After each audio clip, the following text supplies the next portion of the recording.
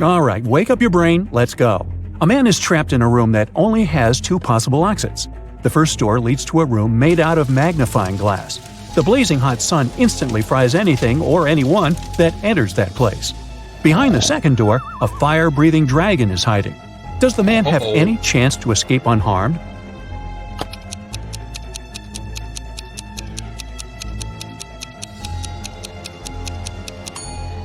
Well, he just needs to wait until nighttime and then leave through the first door. This princess urgently needs your help. Can you help her find her frog prince among all these other frogs? Look, the princess is carrying a picture of the frog she's looking for. It can help you spot the right one.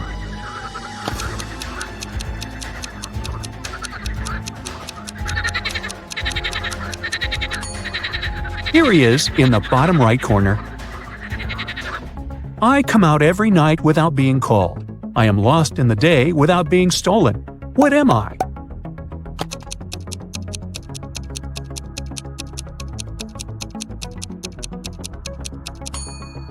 If you think it's a star, you're absolutely right. I have a speed of almost 100 miles per hour, but I don't leave the room. You can cover me, but it won't prevent me from continuing ahead. I don't plan my visits. I can arrive at any moment at any time of the year.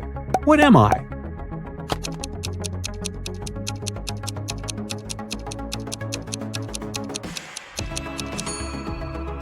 I'm a sneeze. 8 of the 5 neighborhood dogs is enjoying one of the following activities: getting its ears scratched, playing catch, taking a nap, hiding a chew toy, and going for a walk. Pepper is either playing catch or hiding a chew toy. Neither Ginger nor Saber nor Bear is on a walk.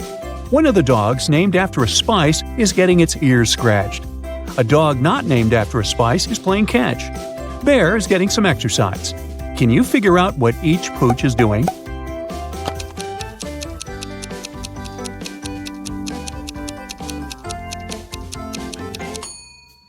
Saber is taking a nap. Ginger is getting its ears scratched.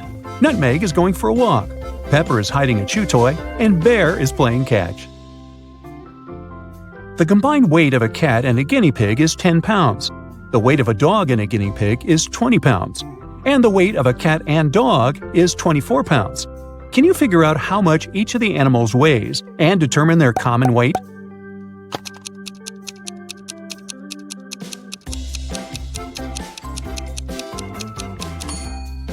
The cat weighs 7 pounds, the guinea pig weighs 3 pounds, and the weight of the dog is 17 pounds. It means all animals will weigh 27 pounds. Ben and Grace are having a party. They're both preparing meals at the same time. Grace is at the grill and Ben is in the kitchen, but one of them is doing something wrong. Who is it?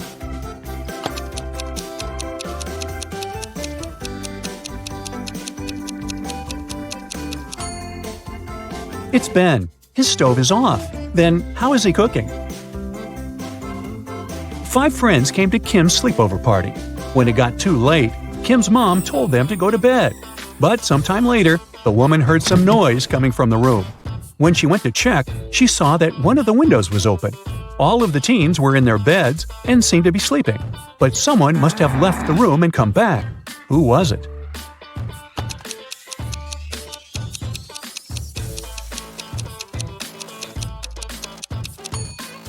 It was the girl on the left.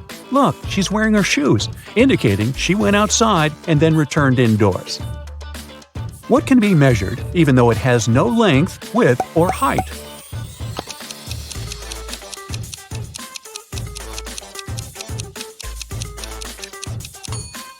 It's temperature. Take me out of a window and I leave a grieving wife. But stick me in a door and I can save someone's life. What am I?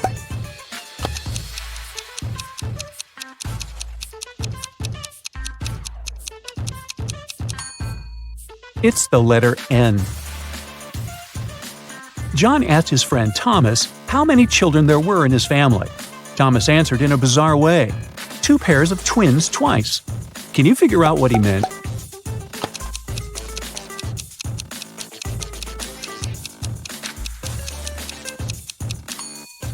In simple words, there are 8 children in Thomas's family. Look at this brain teaser closely. Can you figure out which part is missing?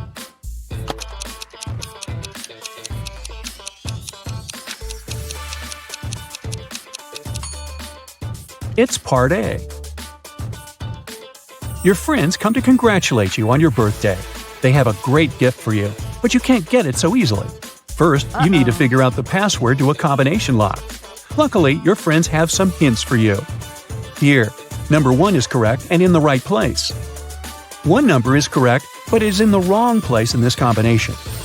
2 numbers are correct, but in the wrong place. There are no correct numbers here. And in this combination, 1 number is correct, but in the wrong place. Can you open the combination lock and get your gift?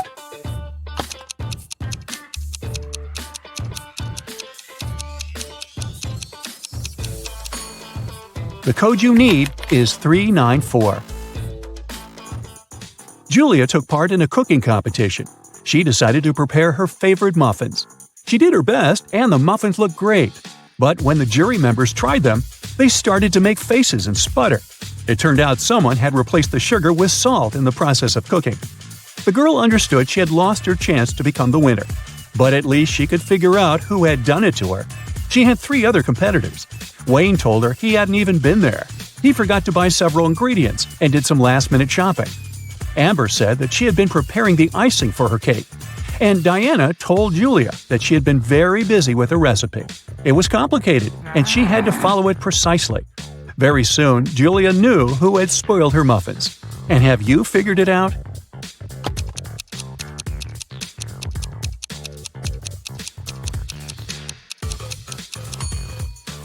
It was Amber.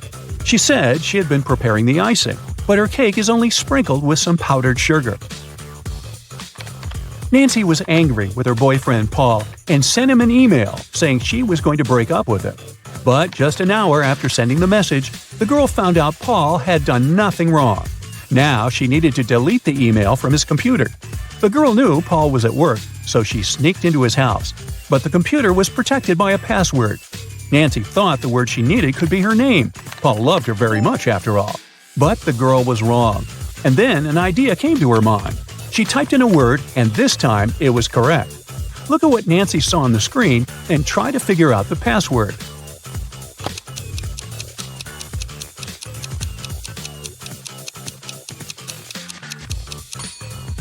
The password was 67683.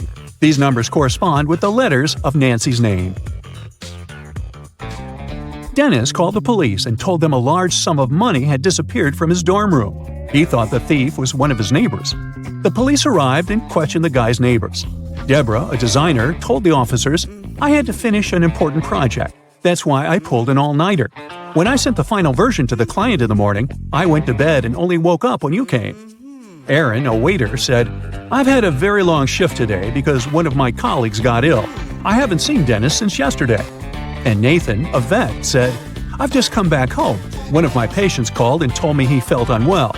I had to hurry to the hospital where he was and stay with him." The police officers immediately understood who was lying. And you?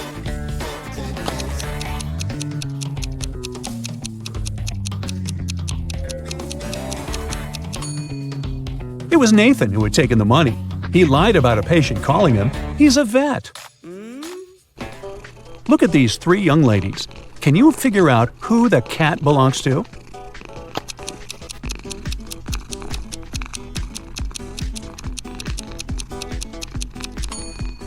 The owner of the cat is the blonde girl. She has the animal tattooed on her ankle. See? John was hungry. He took something, threw away the outside, and cooked the inside. Then he ate the outside and threw away the inside. What snack did he have?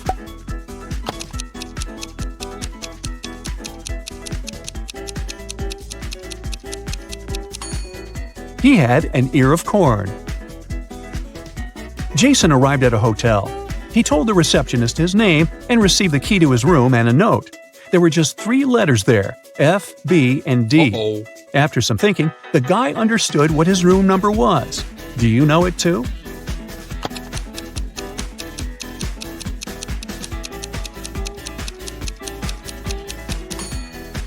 It's room 624. F is the sixth letter of the alphabet, B is the second, and D is the fourth. Look at this picture very closely. Can you figure out who the owner of this cute puppy is?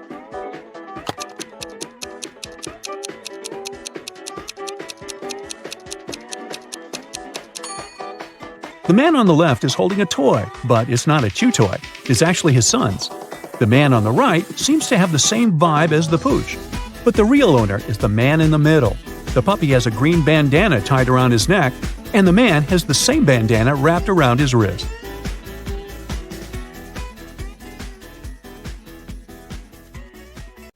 Charlotte and Elizabeth are doing some homework.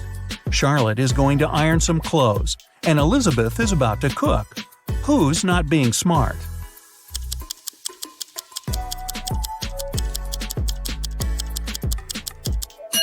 Elizabeth.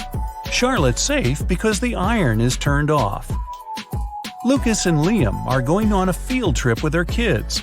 Lucas is distracted while his daughter is climbing a tree. Liam is talking to another parent while his son is petting a dog. Who is wrong?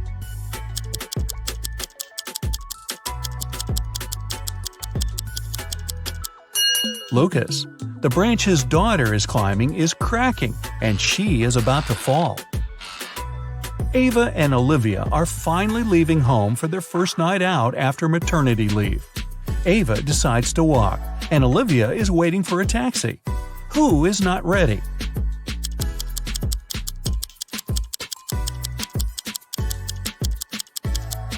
Olivia. She forgot to finish her makeup. Michael and Logan are bloggers who take selfies in dangerous places. This time, Michael is taking a selfie while surfing on a huge wave, and Logan is taking one standing on the edge of a bridge. Who is not smart?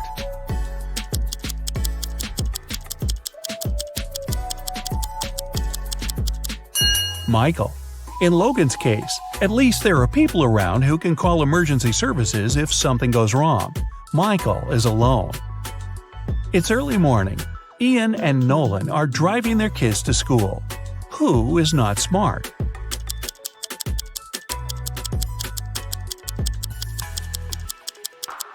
Nolan. His child is not in the car. Jackson and Emma are volunteering at an animal shelter. Jackson is feeding the cats, and Emma is washing the dogs. Who is wrong?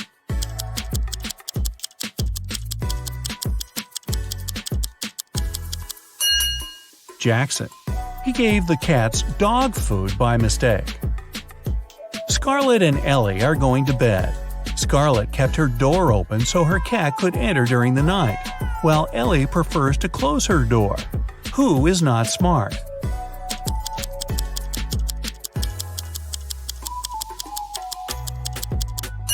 Scarlett. You should always close your bedroom door at night. In case of fire, it'll stop the flames for a while and give you more time. Riley and Isabella are taking their kids to kindergarten. Riley is riding a bike with her daughter, and Isabella and her son are going by car. Who is wrong?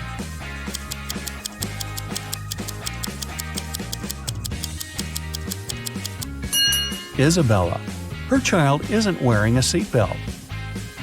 Lily and Oliver have job interviews at 4 o'clock. Lily is ironing her best suit, and Oliver is waiting in the hallway wearing jeans. Who's not getting the job today?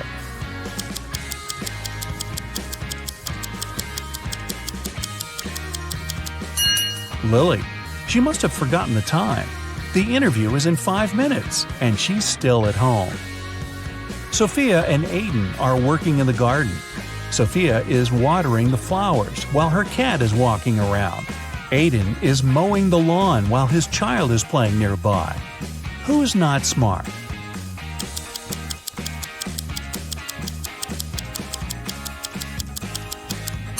Aiden. It's dangerous to use the lawnmower when children are close by. John and Brandon are making breakfast for their kids. John is making sandwiches, and Brandon is making eggs with bacon. Who is wrong?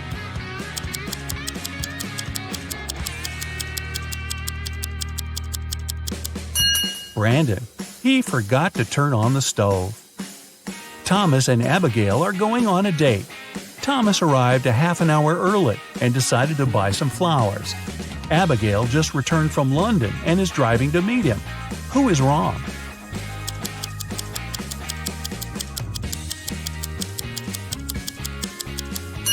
Abigail. She's driving on the left side of the road. Ryan and Kaylee are having fun outside during their Christmas break. Ryan is learning how to skate on the lake, and Kaylee is skiing in the forest. Who is not smart?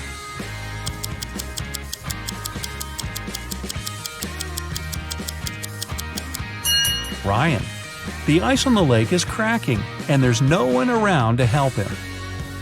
Asher and Haley are enjoying their vacations. Asher is chilling at the beach, and Haley is climbing the highest mountain around. Who is not behaving wisely?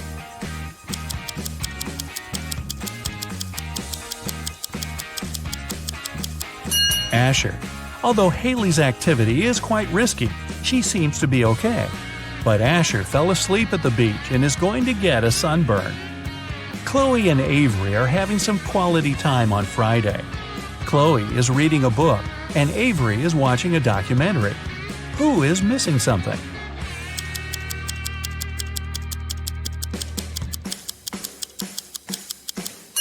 Avery. She forgot to turn off the oven, and something's burning. Hannah and Maya are meeting their friends today. Hannah arrived by bike and is waiting for her friend by the house.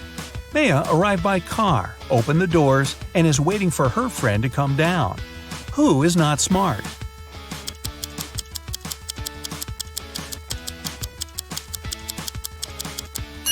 Maya. It's not safe to stay in the car with unlocked doors. A stranger can quickly get in the car and she wouldn't be able to do anything from the front seat. Mason and Jacob are going on a trip to the desert, where they'll spend a whole day. Who is not adequately prepared?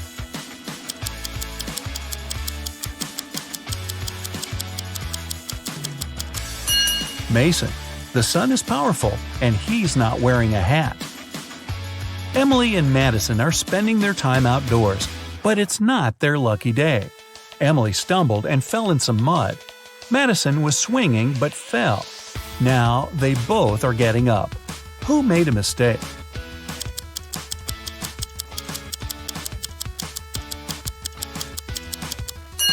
Madison. The swing is still moving, and it may hit her head if she gets up. Aubrey and James are cleaning the house. Aubrey is listening to music while vacuuming the living room, and James is washing the windows. Who is not being smart?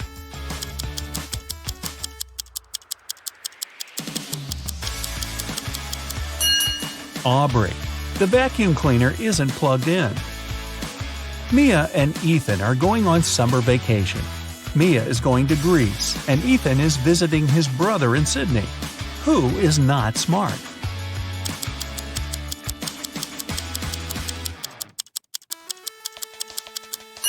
Ethan. He's packed shorts and swimwear, but he won't need them because it's winter in Australia. Carter and Layla are in a hurry for work. Carter is walking while talking on his phone, and Layla is running while texting. Who's going to be late?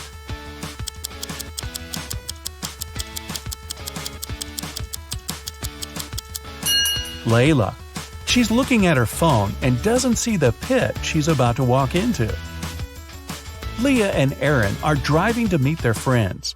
Leah has all of her things scattered in the car, and Aaron is traveling above the speed limit. Who is not smart?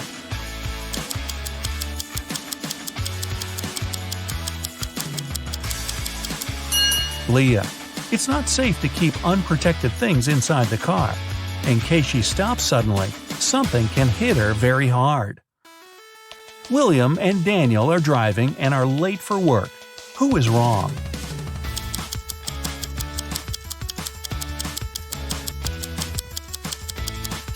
Daniel. He's driving way above the speed limit in the neighborhood. Jane and Amelia are resting in the park after running 5 miles. Jane is eating, and Amelia is drinking water from the fountain. Who is not smart?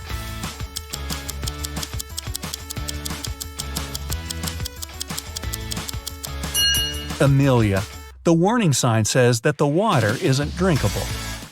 Max and Ezra were driving around the desert and got stuck in the middle of nowhere. They burned a spare tire to produce some smoke. Max stayed close to the tire, and Ezra walked away in search of something helpful. Who is not smart?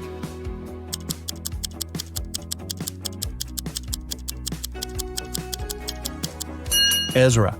You should never leave the vehicle. Chances are the rescuers will notice the smoke and find you.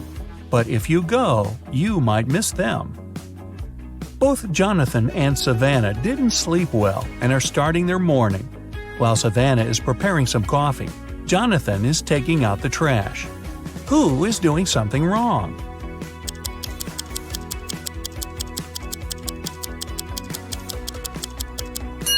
Jonathan.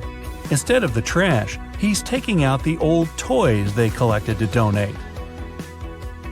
Stella and Aurora didn't study for the test. One of them decided to try her best, and the other is planning to cheat. Can you spot who's cheating?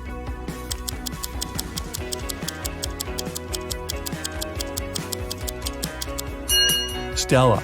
She has a lot of bags surrounding her, so she must be trying to hide something. Miles and Cooper were walking in a park when a sudden storm erupted. Lightning struck a tree, and Miles decided to hide under it. Cooper entered a little shack nearby. Who is wrong?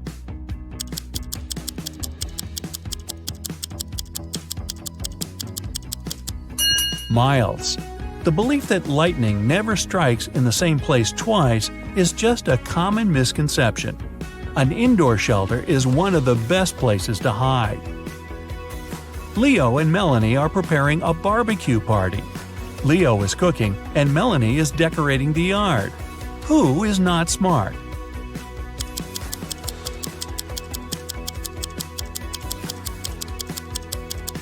Leo. While he's cooking, the meat is spoiling in the direct sun. Here's Hudson. He's a college teacher. It's the last day of the semester, so he has a bunch of paperwork in his office. Suddenly, someone turns off the electricity in the entire building. Hudson goes to the basement with generators. There he sees a turned-off switch and 3 people standing next to it. They all say they didn't touch anything, but one of them is lying. The janitor says, "The lights went out when I came here to clean up." Rebecca says, "I'm a new student. I got lost in the corridors and accidentally got here." And Nick says, "I'm a last-year graduate.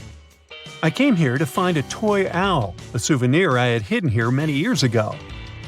Who's lying?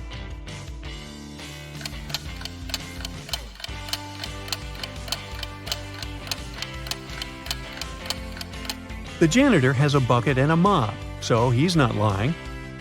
There's a toy owl in the corner of the room, so Nick is telling the truth. Rebecca is lying. It's the end of the semester, so she can't be new at this time. One of Hudson's students, Paul, has a crush on another student named Liza. Once he got a note from her saying she liked him. So Paul decides to write her back and ask her out. Unfortunately, he doesn't remember which desk is Liza's. There are 2 possibilities. Can you guess which desk is the one he needs?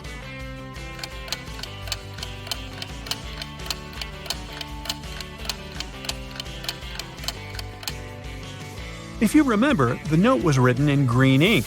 There's a similar green pen lying on the desk on the right. So this is most likely Liza's desk. After classes, Hudson is leaving the building and faces a group of his students. They ask him to take their picture. Can you spot an odd detail in the resulting shot?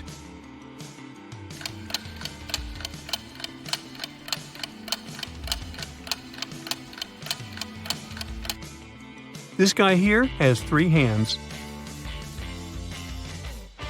Liza and Paul are having fun outside during their winter break.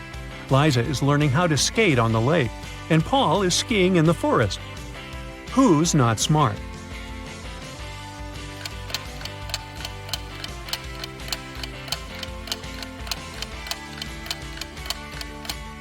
Liza. The ice on the lake is cracking, and there's no one around to help her. Unlucky Liza. Paul, meanwhile, returns to the dorm. He's starving, so he opens the fridge that he shares with his roommate Nick. Right away, Paul begins to yell at his roommate. "Nick, you stole my food again!" Nick replies, "You're a liar, I didn't." Paul says, "Well, I have proof. I took a picture of our fridge before leaving." Can you tell who's lying by just looking at these two images?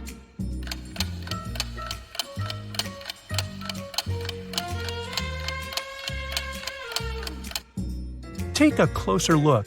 The shelves are signed. These two shelves are Nick's and the other two Paul's. These three items disappeared from Paul's shelves. This means that the liar is Nick, and it's time for a new roommate. Meanwhile, Liza and Paul are having a date tonight. Apparently, the lady on the lake survived the cracking ice. But Liza's dorm is situated on the opposite side of this maze.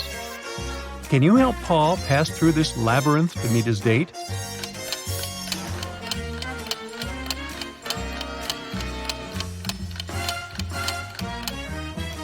Here is the only way out. The college dean, Nina, hires a handyman to transform the area around the campus. That's what she says. Your task is to put 7 benches.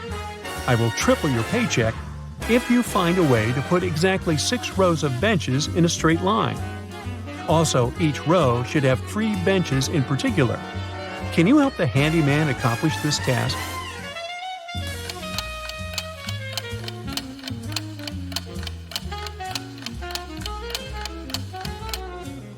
He should put 3 benches as the vertices of an equal triangle. 3 more benches should be put at the center of each side of triangle. And the last bench should be at the center. The handyman gets to work and goes to the storage room to grab some tools.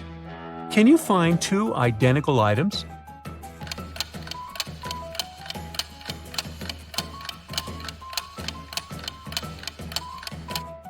Hey, here they are. The handyman is bored, so he starts a quiz game. He keeps asking the same question to every student he meets, but each time the answer is different. Can you guess the question?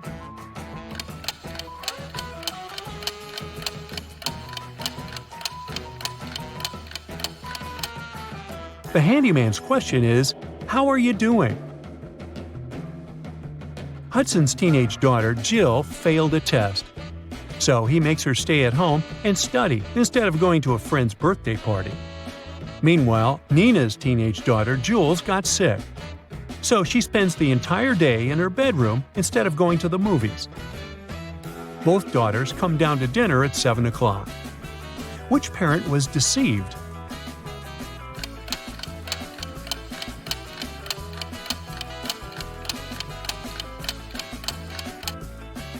Nina. Take a look at the window. It's raining heavily. Jules has wet hair and dirty water on the edges of her jeans. It means she was outside. Uh-oh, liar.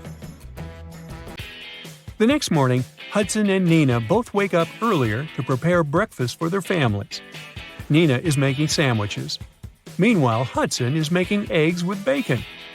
Who's wrong?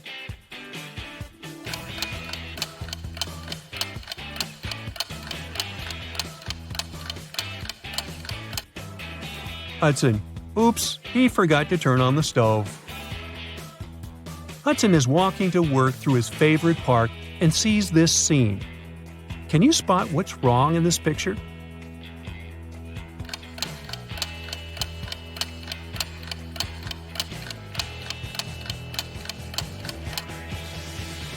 There are 2 suns in the sky. Uh-oh, Tatooine. Hudson arrives at his class and starts with a witty riddle. Can you tell me which part of London exists in France as well?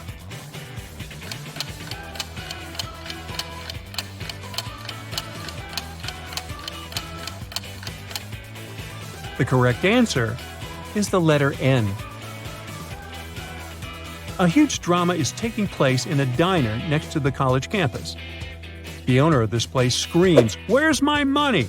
It's 30 minutes till the end of the working day." But there's no money in the cash register. 3 employees have been working today. but they swear that they haven't touched the money. They say there have been no customers today. The boss doesn't believe them. He studies the employees, trying to spot the thief. Liza is wearing a pair of stylish sunglasses and brandy clothes. Mike is also wearing some costly designer clothes and an expensive phone. Robin is wearing a regular dress and fake jewelry. Who took the money?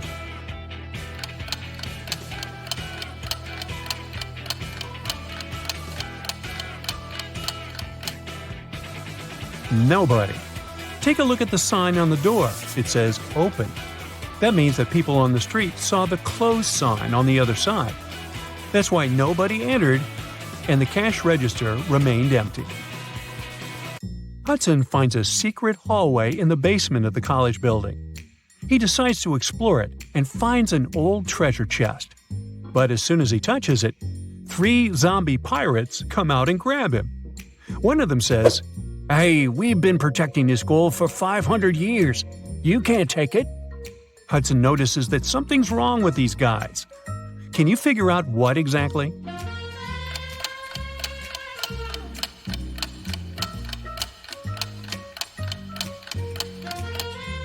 Well, they seem fake.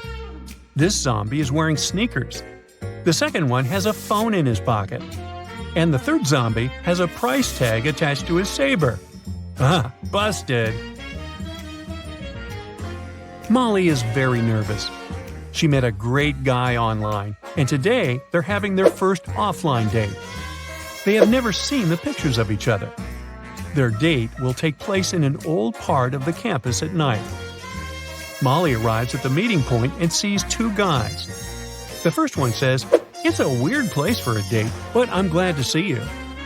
And the second guy says, "It's me. I couldn't wait to see you. You're even more pretty than your photos."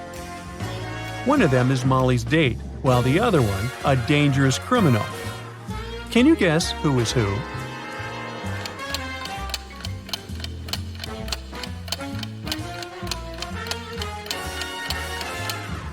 It's the second guy who is dangerous. He mentioned photos, but Molly didn't send her online crush any pictures of herself. Therefore, the first guy is her date. Molly and her date want to go to a local nightclub, but the guard can't let them in without a password. He gives the guys a hint. "The more places I go, the less you can see. Who am I?"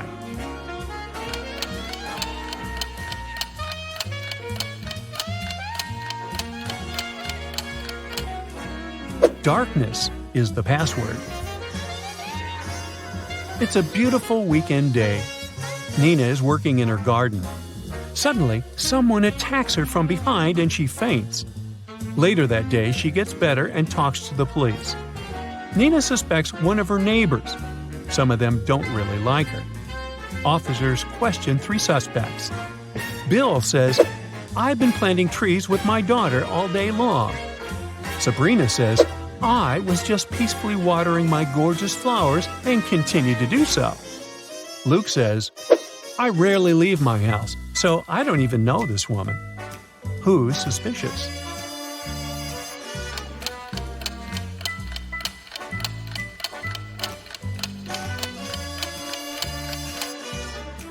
Sabrina's garden hose isn't even connected to the water source. It's just lying on the ground. Therefore, her story is fake. Detective Tina received an emergency call from the local museum.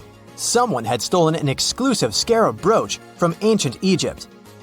First of all, Tina checked all security cameras. This is what she found. Can you spot the thief just by looking at these 2 pictures?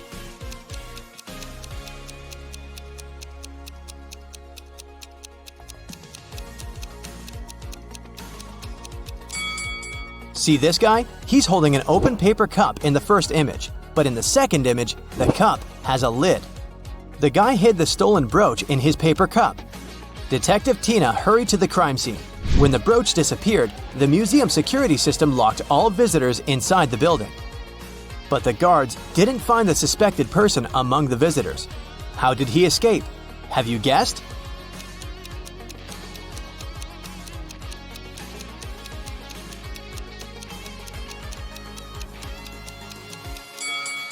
Take a look up at the ceiling. See the shoe prints on the statue? The thief climbed this sculpture and escaped through the window on the roof. Tina went to the roof to search for some clues. Can you see any?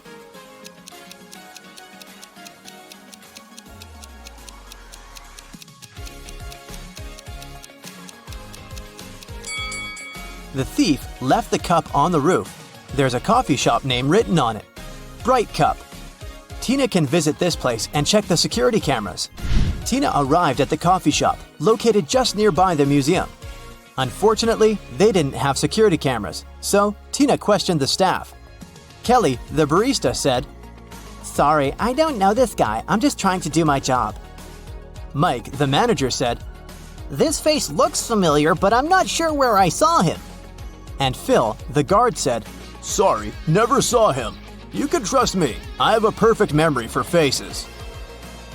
Tina knew for sure that one of them had lied. Can you spot who exactly?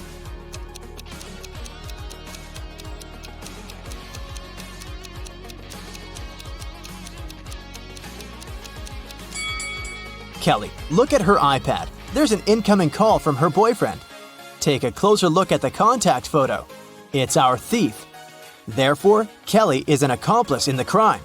Tina told Kelly, "I'm afraid we should continue this conversation at the police station." But Kelly ran away through the backyard. Tina followed her and ended up in a dark basement.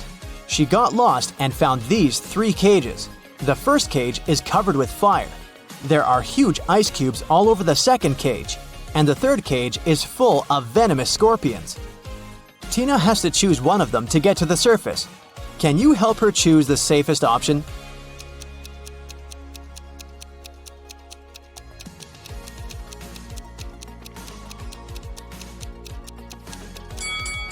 The cage with the ice cubes. She can get cold, but it's still safer than the other 2 cages. The police caught Kelly and brought her to the station. During interrogation, Kelly told Tina 4 facts. First of all, this guy's name is Alex. Secondly, he's my ex-boyfriend. We don't get along anymore. We went to the same college and met in history class. And finally, I don't know why he'd stolen this stupid brooch. One of the facts is false. Can you guess which one?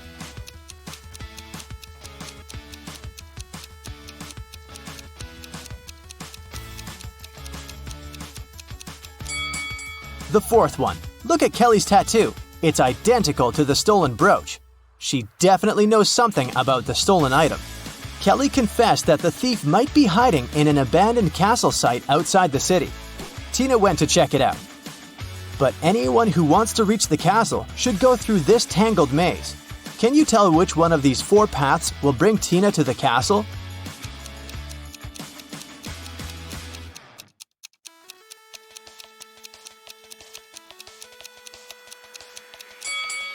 The first path leads to the pond with crocodiles. The third one leads nowhere. And the 4th way goes back to the beginning. So Tina should choose the second path. Tina entered the castle and saw a room full of ancient artifacts. She spotted the thief right away. What about you? Can you see him?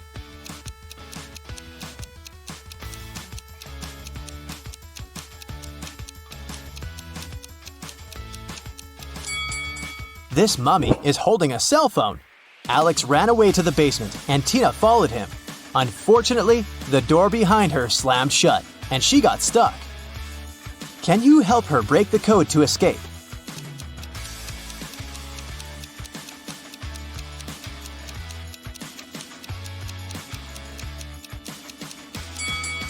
A calendar on the door says, "You force heaven to be empty." If you read the sentence again, you're going to hear a 7-digit code. U, 4, 7, 2, B, M, T. In the next room, Tina got stuck in another trap. The creepy voice explained, "If you press the right button, I'm going to let you go. But if you choose the wrong one, you'll stay here forever. You've only got one chance to escape. Good luck." Which button opens the lock? Have you guessed?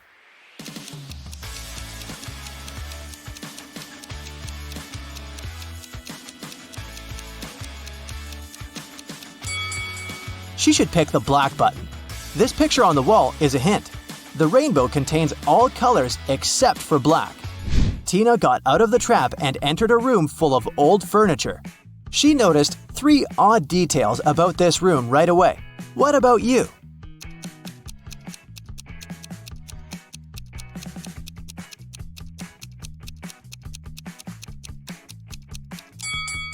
There are books in this burning fireplace, but they don't burn. Take a look at this painting on the wall. This lady's winking.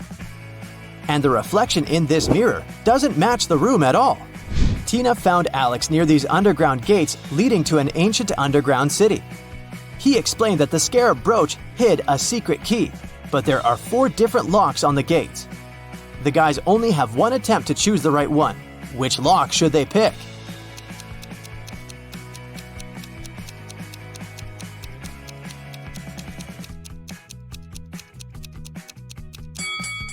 The 4th lock is the only perfect match for this key.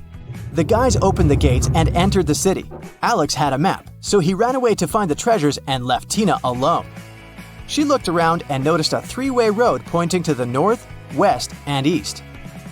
Tina didn't know where to go. Suddenly, she saw a lady. The local citizens always reply truthfully, but they answer only one question if they're talking to a stranger. What should Tina ask to figure out the right direction?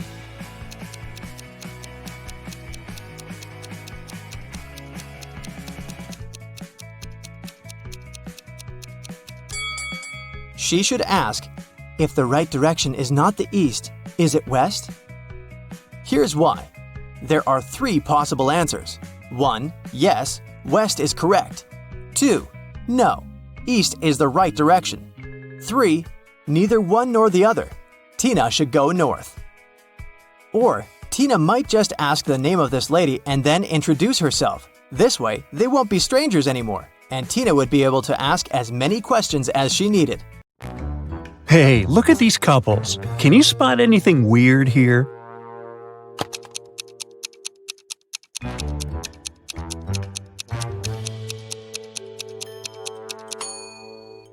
Seems like the only real wife is the one on the right. She looks grumpy, but she is authentically human. Meanwhile, the lady on the left must be a robot. Just look at her legs. A local bank's money was stolen right in the middle of the day. But no one noticed that. Several days later, the room where the money used to be stored was found completely empty. There was just one note saying 7718. The police arrested 3 suspects, Bill, Jeff, and Cody, but the officers didn't know which of them was guilty. They invited a famous detective to crack the mysterious case, and the detective managed to decipher the note immediately. Can you do it too?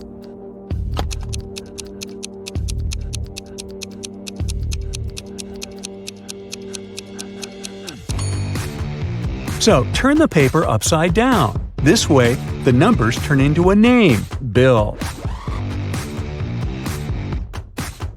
The man wants to enter an exclusive club, but he doesn't know the password. Another man walks up to the entrance. The doorman says 12, and the man says 6, and is allowed to enter.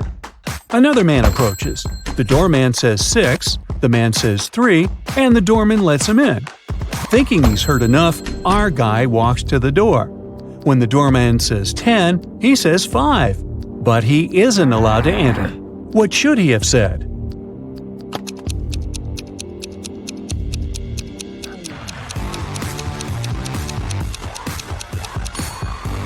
Three. The correct answer is the number of letters in the word the doorman says.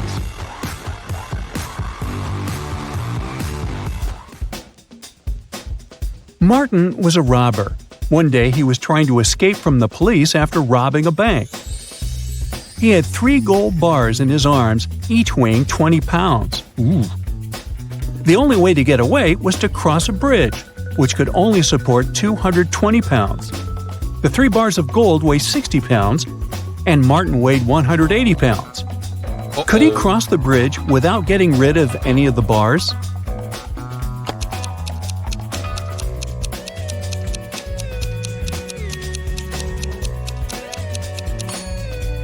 Now, Martin can't leave a bar of gold and come pick it up later. So the only solution is to make those bars fly. To make it happen, Martin must juggle them. This way, only 2 bars will add extra weight to the bridge, while the third one will always remain airborne. Voila! 180 plus 20 plus 20 equals 220, so the bridge can totally handle it. However, Martin couldn't handle it because he couldn't juggle, and the police got their man. A thief entered a high-end boutique and forced the shop assistant to open the safe. The shop assistant said, "The code for the safe is different every day, and if you harm me, you'll never get the code." But the thief managed to guess the code on his own. How did he do it?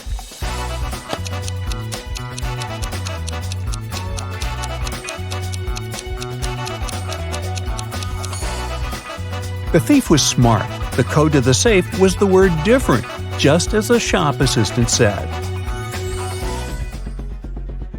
A wealthy businessman, Mr. Ben Swift, was taken away and locked up in a dark room. His phone had almost no charge. He could only send one message. He knew that someone could be spying on his phone, so he decided to send a message with a code to a high school friend, John Smith, who had a detective agency. He remembered that in high school, they would cipher messages to each other, replacing each letter with the one to the left. So he sent this. Can you guess what it means?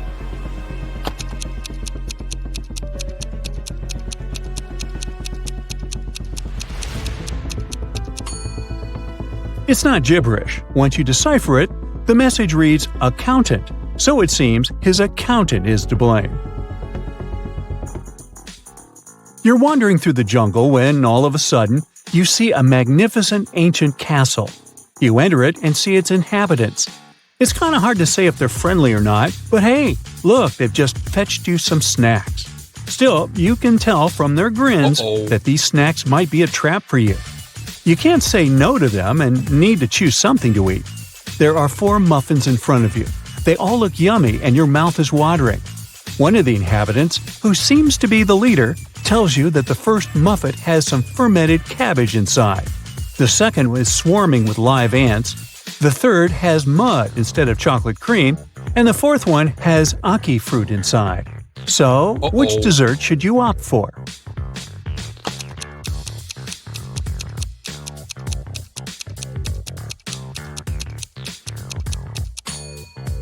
A muffin with fermented cabbage may sound weird, but it's safe to eat. You've tried fermented cabbage, aka kimchi, before, and you loved it. For those who love unusual stuff, the fourth muffin is okay too. Ackee fruit is delicious when cooked properly. As for the ants and mud muffins, I'd pass. Lucy is a nail technician. Her services are free to anyone who wants to set up an appointment. However, most people still end up paying her. How so?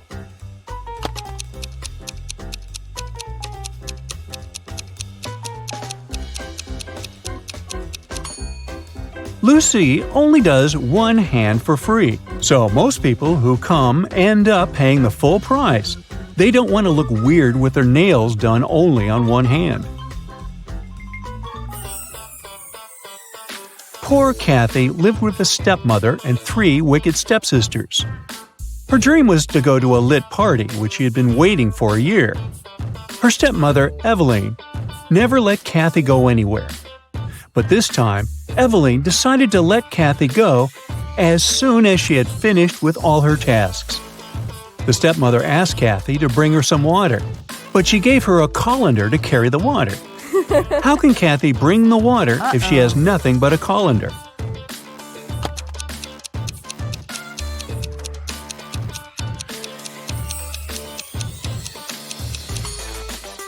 Kathy needs to freeze some water and put it in the colander. It'll take some time to melt. When Eveline gets that colander full of ice, technically, it'll be full of water. Jeremy got lost while driving, so he found the nearest town and decided to spend the night in a hotel. After checking in, he went to the restaurant. Suddenly, the lights went off and everyone fell asleep. The next morning, Jeremy had a terrible headache and he couldn't remember anything. Look at these two photos. They were taken before and after the lights went out. Can you guess what happened?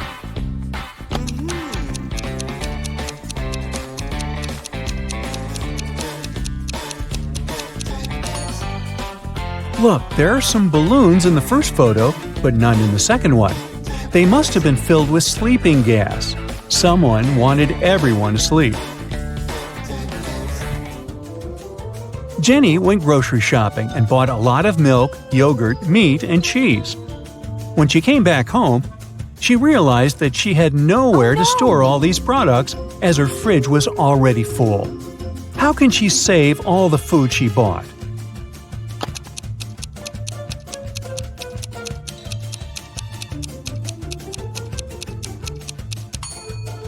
Jenny needs to revise the stuff in her fridge.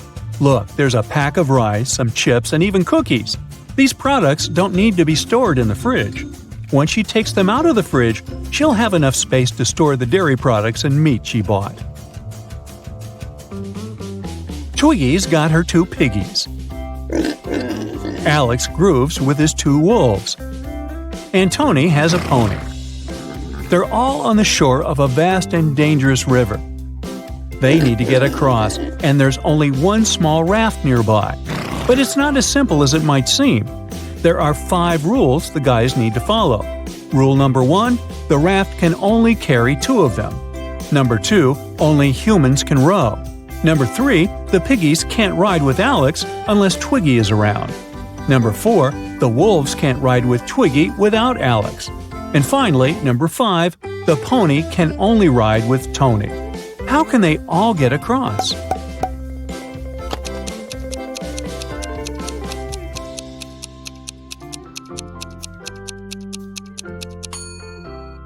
First, they need Tony on board.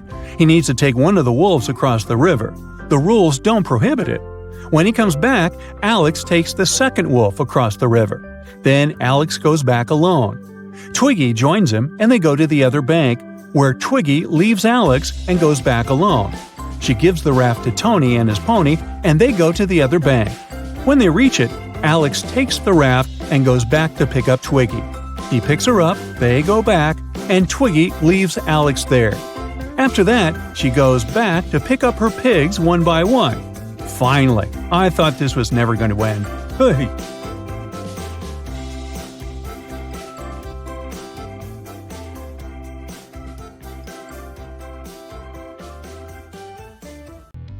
Who is wanted?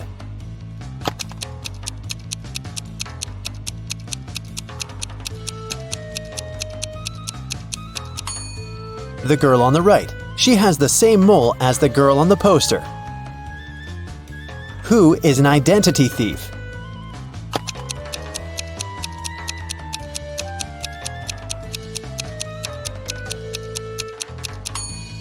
It's the man on the right. His real ID is sticking out of his backpack, which means he must be showing a fake ID. Who is an imposter?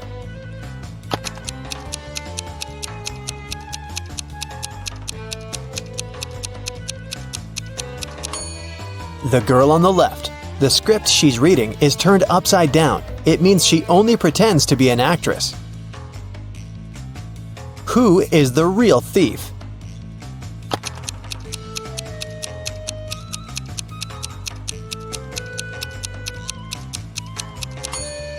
Both of these men are thieves. While one man is distracting the girl, the other is preparing to steal her phone. The last will of Mr. Wilson, a rich businessman, got stolen. There were 5 people in the house at that moment: Mr. Wilson's wife, their cook, butler, maid, and gardener. They all told the detective what they'd been doing that evening. Mrs. Wilson was sitting by the fireplace embroidering. The cook was making breakfast. The butler was supervising several workers in the living room. The maid was sweeping the floors in the hallway. The gardener was watering the plants in the greenhouse. Right after this conversation, the detective arrested the thief. Who is the culprit? And how'd the detective figure it out?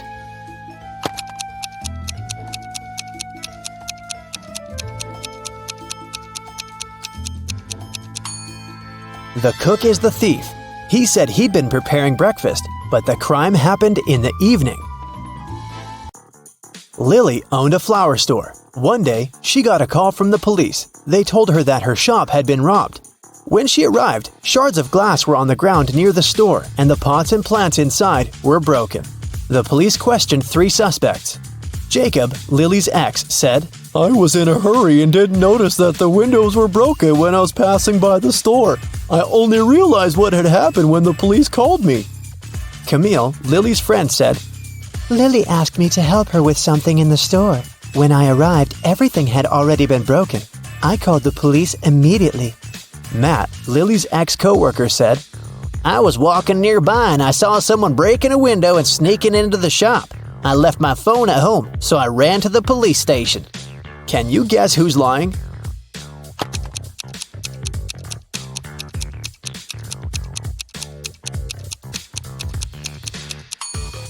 Matt is lying. Shards of glass were laying on the ground, which meant that the criminal had to break the window from the inside. Let's take a little break. Now, you need to think fast. Mary's mom has 4 daughters. One daughter is called April, the second is named May, and the third daughter is June. What's the 4th daughter's name?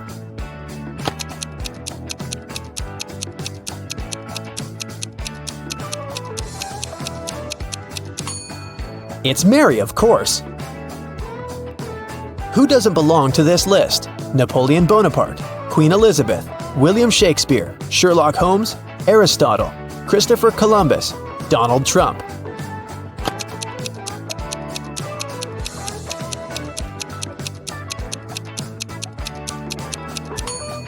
Sherlock Holmes. He's the only fictional character on the list. 8 girls are in the house and each of them is busy with something. The first one is cooking dinner. The second one is lighting the fireplace. The third girl is playing chess. The fourth one is reading a book. The fifth girl is drawing a picture. The sixth is cleaning up the house. The seventh girl is watering the plants. What is the eighth girl doing?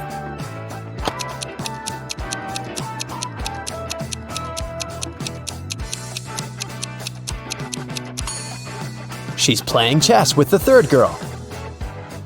One woman turned 40 in 1850, but in 1860 she was 30 years old. How could this happen?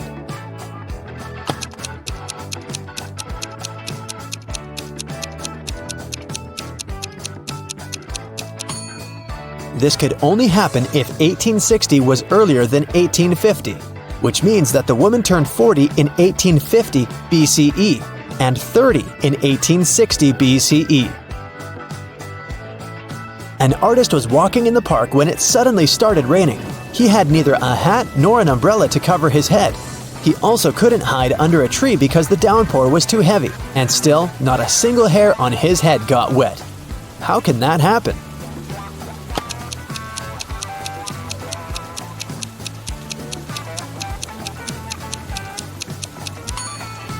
The artist was bald. Now let's get back to our detective riddles. Robert won $1 million in the lottery. He decided not to tell anyone about this, including his wife. At home, he put his money in a safe hidden behind a painting. The next day, the money disappeared. The police invited all the suspects for questioning. Emily, Robert's wife, said, "In the morning, I went to my husband's home to clean up there. The safe was open and there was nothing inside." James, Robert's business partner, said, "Poor Robert, he always wanted to win a lottery. I stayed at home all day and yesterday and watched TV." And Mark, Robert's friend, said, "I was at the gym last night, then I went home. I can't imagine why anyone would do this." The police arrested the thief. Can you guess who it was?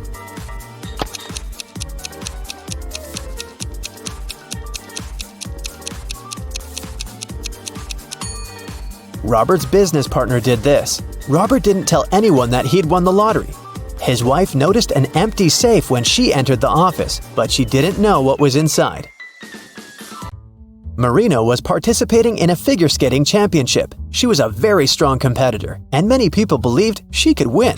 When the time for a warm-up ran out, all the participants started preparing for the performance. Marina was the first. She was amazing, but suddenly she tripped, fell down, and broke her leg, which made her unable to continue. The investigation revealed that someone had ruined her skates. The police interviewed 3 suspects. Anna said, "I didn't do anything, but I saw Jacqueline and Kate walking into the locker room before Marina's performance. They're the ones who ruined her skates." Jacqueline said, "Yes, I indeed went into the locker room to take my things, but I didn't see Kate there." And Kate said, "Yeah, that's because I've been practicing in the gym until it was my turn. Besides, Anna is lying. I saw her in the locker room." Can you guess who's lying?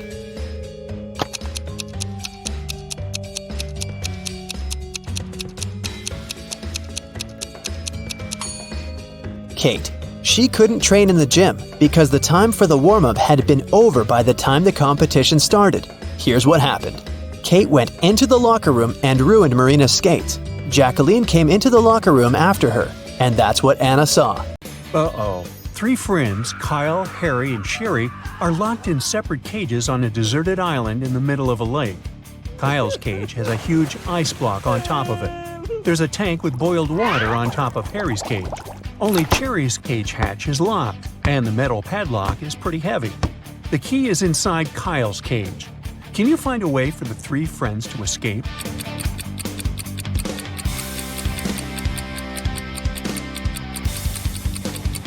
It's daytime and the weather is hot. Therefore, the ice over Kyle's cage will soon melt. He'll be able to grab the key and escape through the hatch on top of his cage. As for the boiled water, it will eventually cool down. After that, Harry will be able to escape through the hatch on top of his cage, joining Kyle. Then the 2 guys can unlock Sherry's cage. The guys are now released from their cages. They begin to look for a way to escape and come up with 3 options.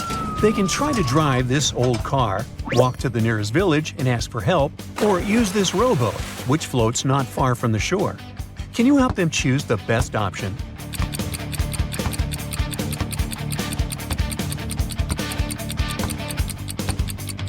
It's a deserted island in the middle of a lake, remember? The first 2 options simply make no sense. The guys use the boat and manage to reach the mainland by midnight. Luckily, they find an abandoned cabin to spend the night, but it only has 1 match. There's an oil lamp, a fireplace, and a furnace in this cabin. What should they light first?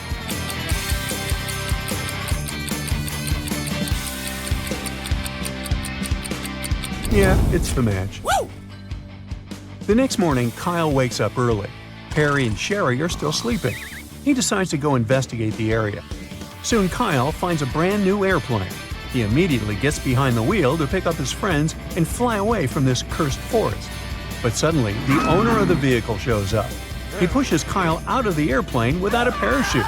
There's only hard ground below him, but Kyle manages to survive. How?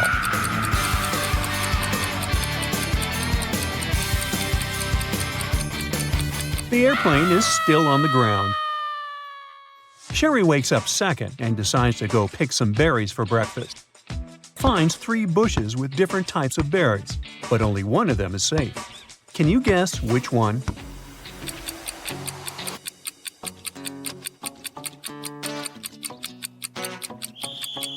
Let's take a look at the first bush. Although raspberries are edible, a scorpion is hiding inside the bush, so Sherry should stay away from it. The second bush has a bunch of pretty berries, but there are no animal traces around the bush, so it's probably poisonous. As for the third option, it's a simple gooseberry bush. It has some animal traces around it. It seems quite reliable. Meanwhile, Harry wakes up in the cabin. He realizes that the room is on fire and he's trapped. The smoke prevents him from seeing the windows, and the door is blocked by the fire too. The firefighters are on their way, but he needs to think quickly to survive while he's waiting for help. Harry comes up with 4 options: to stay on the ground and stay as low as possible, to get on a chair and stay close to the ceiling, to take his clothes off to stay cooler, or to hide under the desk. Can you help him figure out the best solution? Harry should stay low to the ground. That way, he'll be better protected from fumes and smoke. The locals save Harry and Sherry from the fire and imprison them in their village. But soon, they get bored and decide to offer the prisoners a chance to escape. Harry and Sherry are put on opposite sides of one room. Both friends are facing a wall. The task is to write down a number between 10,000 and 1 million on a piece of paper without knowing what the other person wrote. If the two numbers end up being different, Harry and Sherry will be captured forever. But if they write the same number, the locals will set them free. Unfortunately, their ears are plugged with headphones playing loud music, so they can only communicate using sign language. Also, their feet are chained to the ground, so they cannot turn around. But yet, they manage to pick the same number. Ow!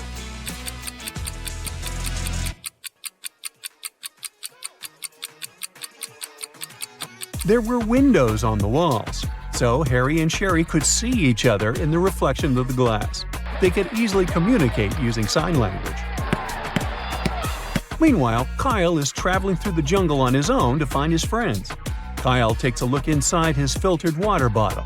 Ooh, bad news. He's almost out of water. He wanders around and finds 4 sources of water: a juicy cactus, a pond with salty salt water, a clear still lake, and a silt stream. What source of water should Kyle choose?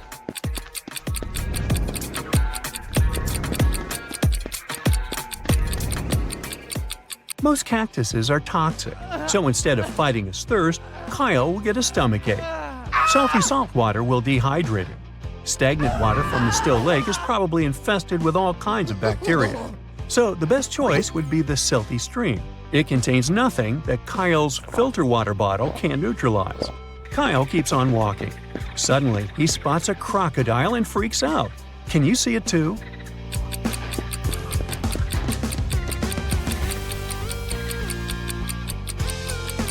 The croc is over here.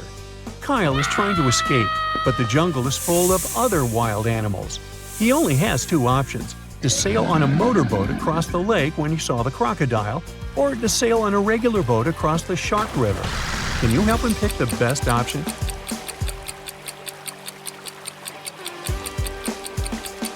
Kyle should choose the second option. Sharks don't inhabit waters, so it's just a cool name. Meanwhile, Harry and Sherry are walking through the mountains. They find a cave and decide to explore it. Suddenly, the ground begins to tremble and falling stones block the way out. The guys wander around and find 3 tunnels leading outside. A hungry mountain lion is waiting in the first tunnel. He hasn't eaten in 2 years. The second tunnel is infested with unknown flesh-eating insects. They love to feast on all types of mammals, including humans. And the third passage is guarded by a dangerous runaway criminal. He's ready to get rid of any witnesses, just to avoid going to prison again.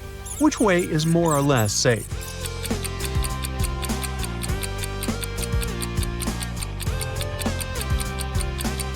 Harry and Sherry should choose the first passage. Mountain lions cannot live for 2 years without food. Harry and Sherry keep on walking. They argue about human body capabilities. They make a deal. Harry would go to Antarctica, and Sherry would travel to the Sahara Desert. They'll both try to survive in those locations for 3 days without any shelter or clothes, but with plenty of food and water. Who has the best chance of surviving?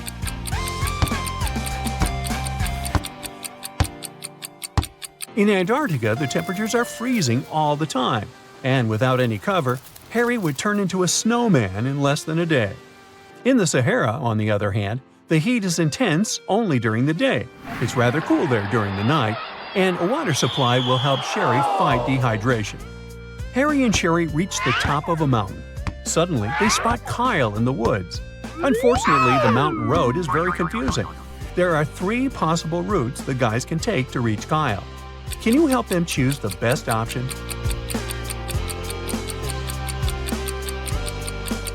Only the third route actually leads to Kyle. Finally, Kyle, Harry, and Sherry reunite. The guys approach the harbor, hoping to find a vessel to go home. Luckily, they meet a family of 3. Each of them is ready to give the guys a ride on their own boat. Timothy says, "My boat is the best. I bought it 6 months ago and named it after my wife." His son Thomas says, "My boat is 10 years old and has never let me down." And Monica, Timothy's wife, says, "My boat is used, but I know the route better than anyone. Trust me." And only one of them is telling the truth. Can you guess who?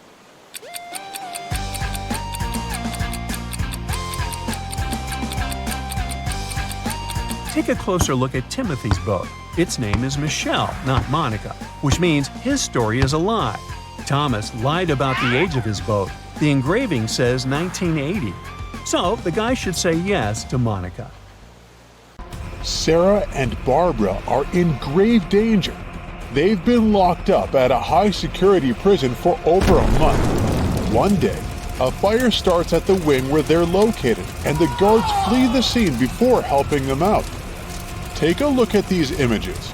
If you have any clue which one of them will get out of there alive, let us know.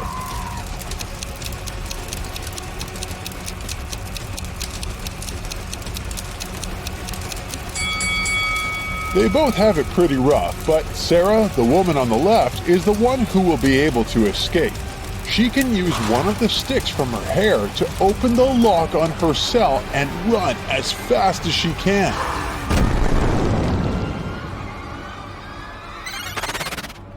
Mandy and Sunny have pretty adventurous spirits. They love jumping off really high places with their skateboard and mountain bikes. Yes! One Saturday morning, Mandy went skating, and when she arrived at the jump, her board slipped on a banana peel. That same morning, Sunny went biking, and when she jumped, she noticed she was going to land on a dog. You gotta tell us which of these ladies is in an extremely life-threatening situation and which one is just in for a scare. Drop your comment below.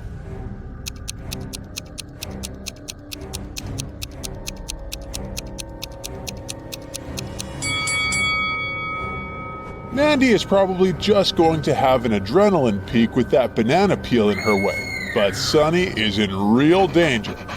There's no way to predict how this dog is going to react. If it decides to attack her, she's in for a tough ride. Ben needed to get across a park in the middle of the night. That area was a dangerous place and lots of robberies happened there, but he went anyway. He walked fast until, out of nowhere, a hooded man came up to him and knocked him out. He woke up after a few hours and noticed all his belongings were gone. Ben went to the closest police station to file a report. When he got there, the police were interrogating 3 suspects, Cole, Jerry, and Bernard. They were all in the park that night. The detective gave each of them a marker and asked them to write their names on a whiteboard. As soon as they finished, he immediately arrested the right person.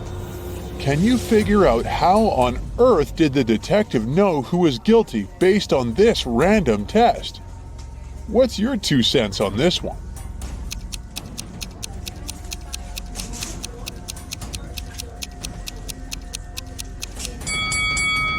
The test wasn't all that random after all. Ben was hit from the right side, so the police were trying to figure out who was left-handed. And among these 3 guys, the only left-handed one is Jerry. After a terrible day at work, Brian went on a movie date with Jane. As she walked towards him, he saw a woman snatch Jane's purse and disappear with it into the building of the movie theater.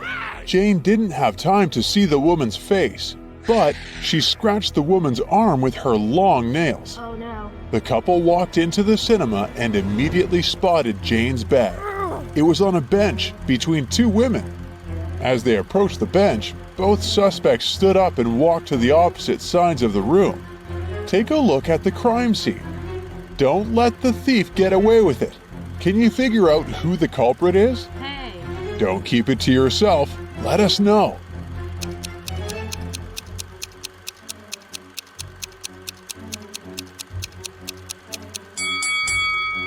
Since Jane scratched the woman's arm, the thief should have a sore arm. The woman on the left was wearing long sleeves, so she probably wouldn't get hurt. The woman on the right is trying to hide a red scratch mark with her other hand. Yup, looks like she's the one who did it. On a moonless night, Emma decides to watch a horror movie before going to bed. She passes out on her couch, and the next thing she knows, she wakes up in a haunted castle. She hears screeching sounds all over the place and screams in the distance. She walks carefully to the kitchen where she finds 4 suspicious plates ready to be eaten. She's starving, so bad that her stomach is growling. Take a look at the plates. You know you'll only find peace again if you can help Emma figure out which one of these plates isn't dangerous. Take your best guess and let us know below.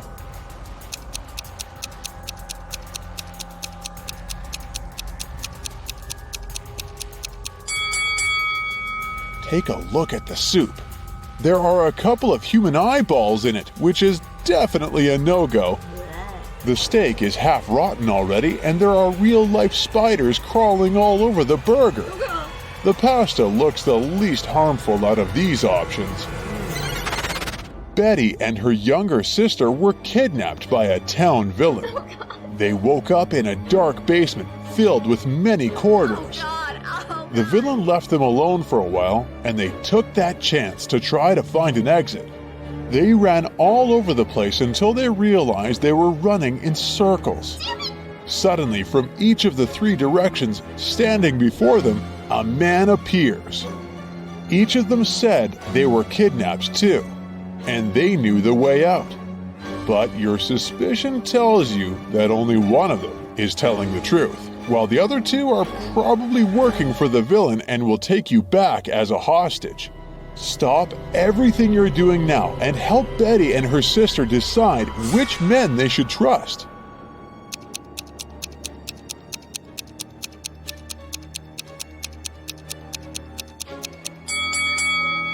If you have an eye for detail, you probably noticed that the second man has bruises on his arms. He probably really did escape from the evil man. Betty and her sister should trust this dude and run away with his help. Daisy and Pam got late for work due to the snowstorm that hit their town. Their bosses told them if they were a second late, they would get fired. So both women decided to walk to work through the storm. Daisy decided to take a shortcut through the woods, and Pam decided she would cross the frozen lake. Daisy ran into a mother bear with her small cub, while the lake started to crack right under Pam's feet. If you're as good a detective as I think you are, can you guess which of these ladies is in grave danger? Do share your thoughts.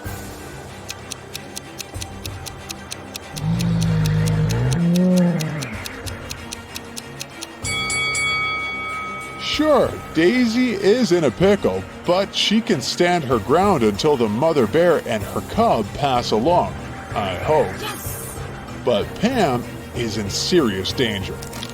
The lake cracked with her weight, and if she walked any further, she'd probably fall straight into the freezing water.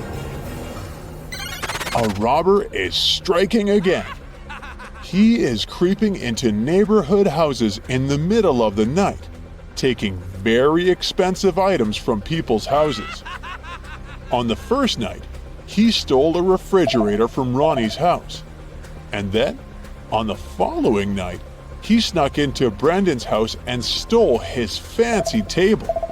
He managed to sneak into Bruce's condo and stole a designer chair. The same night, he stole a microwave from Gunther's house. The robber is planning to rob Phoebe's house next. Do you think he's most likely to steal a mixer, a juicer, a TV set, or her bicycle? Quick, share with us your take before other bright side detectives figure it out.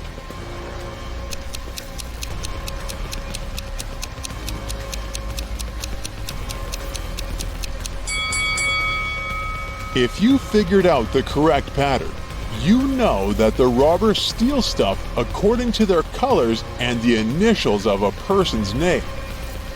That's why he stole a red refrigerator from Ronnie and a gray microwave from Gunther. That means he's going to steal a purple mixer from Phoebe. Mike, Bob, and Percy were planning on proposing to their high school sweethearts at today's ball.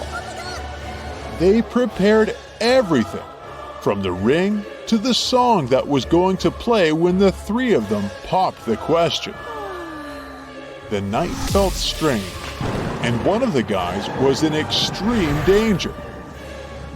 Take a look at the couples. Jump in the comments with your guess of which one of them might lose their life if he proposes.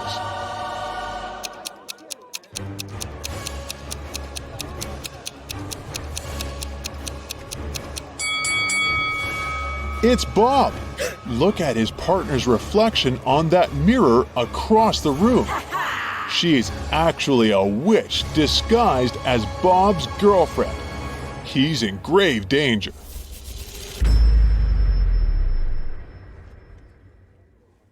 Two successful movie producers, Noah and Rachel, are having breakfast on a restaurant terrace. They discuss the budget for a sequel to a very popular movie that earned $100 million at the box office. They speak very quietly because they suspect that someone might overhear them. Some curious people indeed eavesdrop on their conversation. Can you find them?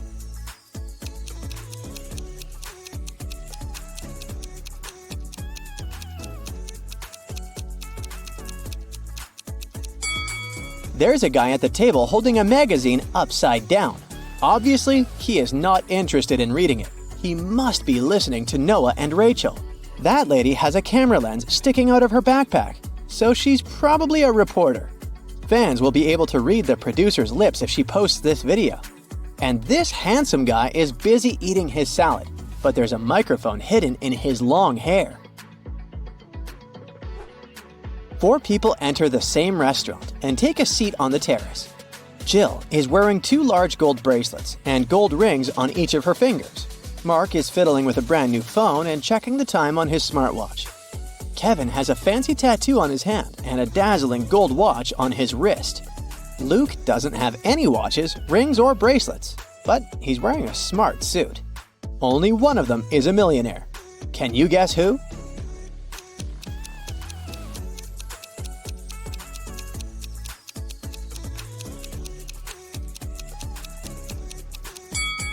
It's Luke. He's got car keys in his pocket, and there's a brand new sports car parked nearby. Jill has old ripped shoes. All that gold can be fake. Mark's phone is a knockoff, and Kevin has old ripped shoes, just like Jill. After the meeting, Noah returns to his place. He needs these 3 items. Can you help him find them?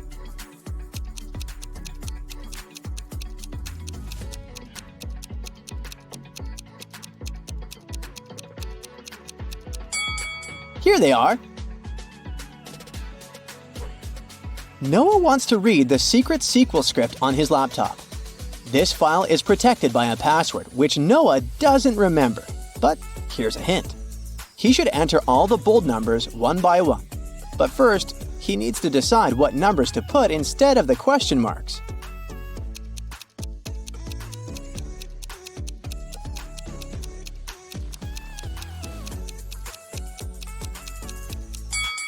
He just needs to put a multiplication sign between the numbers on the left. So the answers are 0 and 18.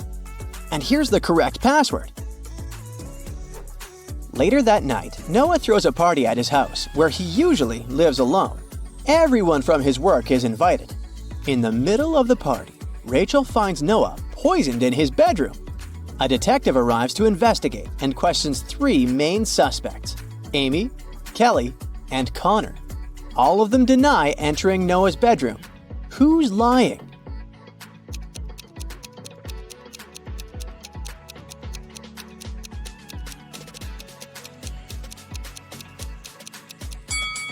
It must be Amy. Take a look at the bed. There's an earring. Amy is only wearing 1 earring that looks the same. Busted! Rachel lives with her husband, Chuck, and 3 daughters. Her dream is to go to the Academy Awards ceremony with Chuck. But unfortunately, her husband is an introvert. So he says, "All right, I'll go with you if you manage to bring me some water." Chuck only gives her a colander to fulfill this task. Can you help Rachel find a solution?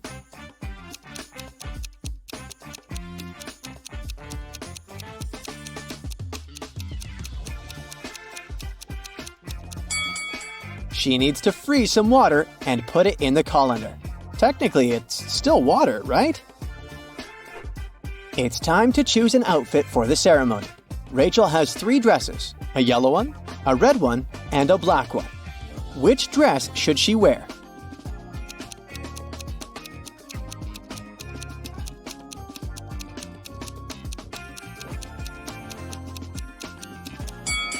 Rachel should wear the red dress. That button on the yellow dress is about to come off, and someone spilled some paint on the black dress. Rachel sneaks into her daughter's room to investigate who stained the black dress. This is the bed of the oldest daughter, Shelley. This bed belongs to Lily, the middle daughter. And this is the bed of Ella, the youngest one.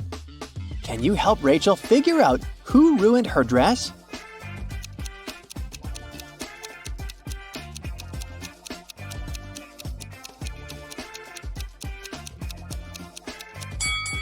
Ella. There's a half-empty bottle of nail polish on her dresser. The color matches the stains perfectly. Busted! Rachel gets ready and calls her 2 best friends to show them her outfit. Their names are Violet and Amber. They're putting on their makeup and getting ready for a night out too. Violet and Amber have really similar tastes. Their phones look the same and so do their lipsticks and clothes. But, in fact, one of them has the more expensive stuff. Can you guess who?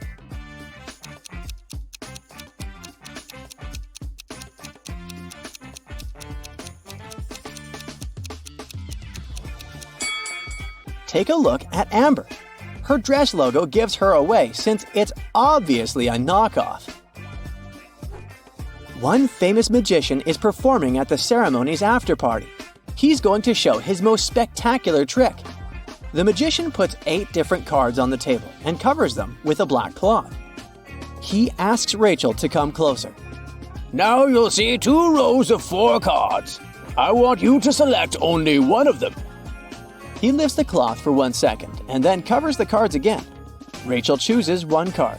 The magician looks at her and whispers, Now close your eyes. Think about the card. Think of nothing else. I'm going to read your mind now. She closes her eyes. After a few seconds, the magician says, Take a look at the table. I've removed your card and replaced it with a new one. Rachel opens her eyes, and it's magic! He indeed removed the card she thought about. But how did he do it?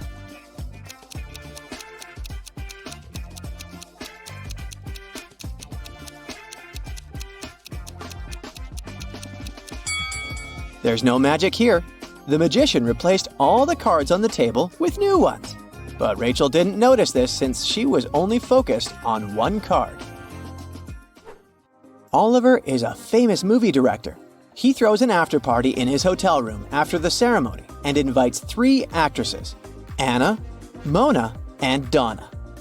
The next morning, a cleaning lady finds Oliver alone and unconscious in his room. None of the hotel staff or the actresses know what happened to him.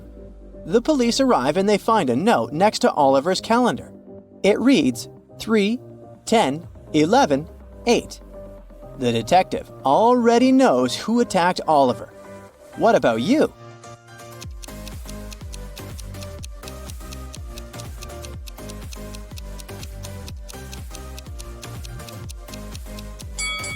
It was Mona. The note was next to a calendar. Take the first letters of each month and you get the name Mona. The next day, Rachel goes to the local farmer's market. Can you spot anything odd here?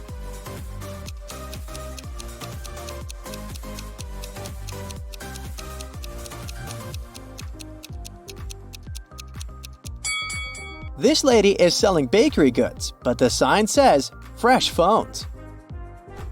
Rachel approaches an apple seller. The green apple costs $1. A red one costs $2, and a blue apple costs $3. What apples and how many of them did Rachel buy if we know that she spent a total of $3 using only 2 bills?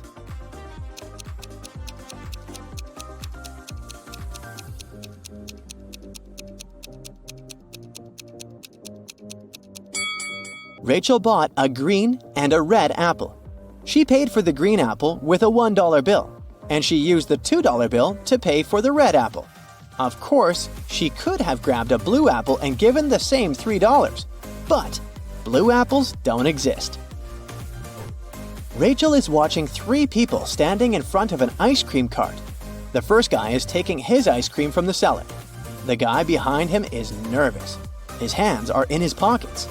The third guy is looking at something through his binoculars. One of them is a police officer. Can you guess who?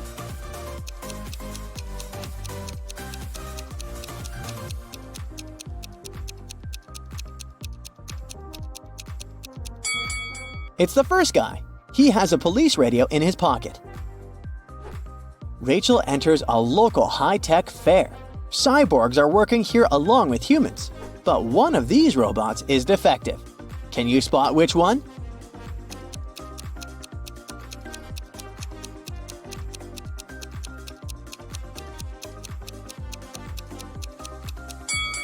The cyborg on the right has 2 thumbs on one palm. What do you say about these 2 cyborgs?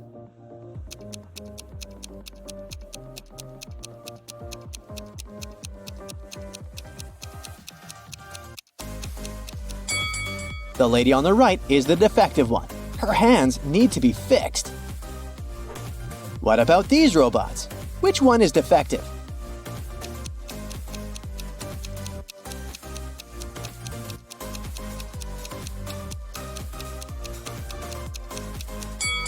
It's the guy on the left. His eye needs to be fixed. Whose wife is a vampire?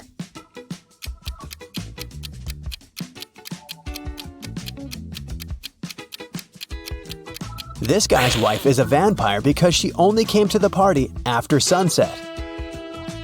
Whose husband is a werewolf?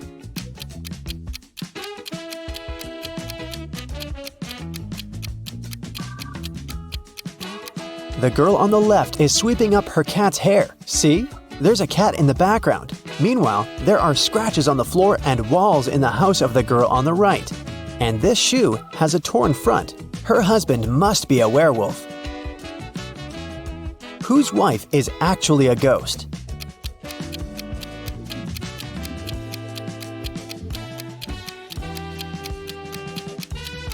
The woman on the right is wearing a ghost costume. It's Halloween. But the woman on the left is a real ghost because we can't see her legs under the sheet. Whose husband is actually a zombie?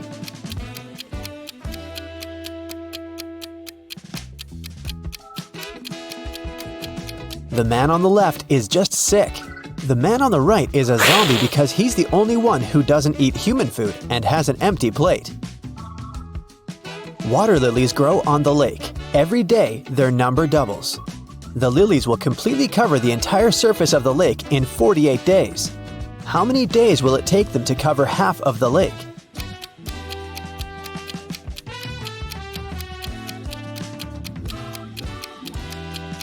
"47 days. You see, every day the number of the water lilies doubles. On day 48, the lake will be completely covered with lilies. It means that on day 47, there will be twice as few lilies as on day 48. Jack noticed that someone regularly ruins his lawn. He decided to install a hidden camera and figure out who approached his house most often. After 4 days, he decided to check the footage and immediately realized who the culprit was. Can you guess who it is?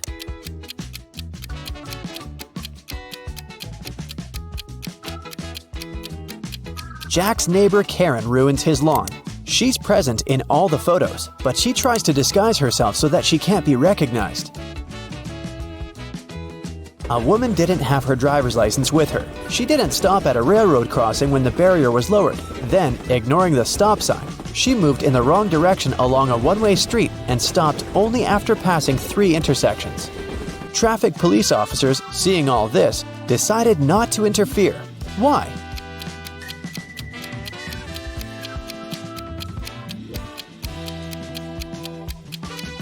The woman first traveled by train and then walked. Mary is trying to enter an ice castle to save her friend Logan, but there's a combination lock on the gate. Luckily, there's a clue carved on the ice. Here it is: 162. One number is correct and in the right place. 842. Two numbers are correct but in the wrong place. 526. Nothing is correct. Can you guess the code?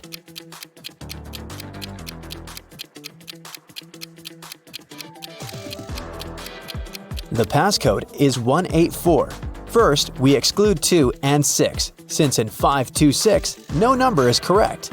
In 842, two numbers are correct, so two of the numbers we need are 8 and 4. The last number must be 1, and since 1 is in its place, we can easily figure out where 8 and 4 must go. Mary opens the gate and enters the castle. She walks down an icy corridor and comes across 3 doors. There's a severe snowstorm behind the first door. In the second room, there's a dangerous snow dragon. And behind the third door, there's a lake covered with a layer of dark blue ice. Which door should Mary choose?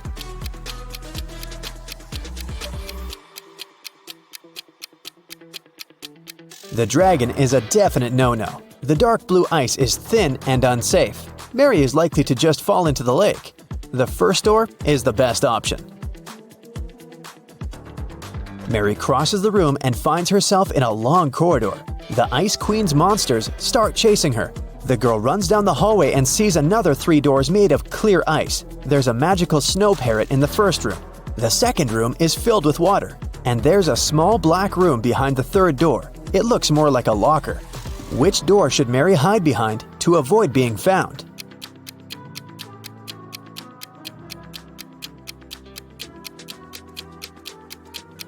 The Ice Queen's parrot behind the first door will scream when it sees Mary. The third door is a bad option because the doors are made of clear ice, so the monsters will spot her immediately. The second door is the best option. Mary swims away and finds herself in a big hall. She sees Logan, and they're about to run away together when the Ice Queen captures them in a cage.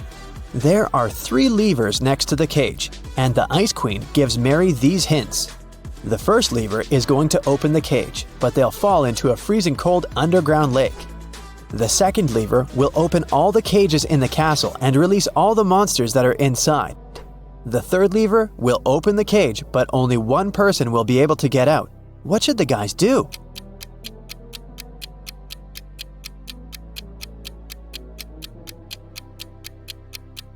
They should pull the third lever and let Logan out.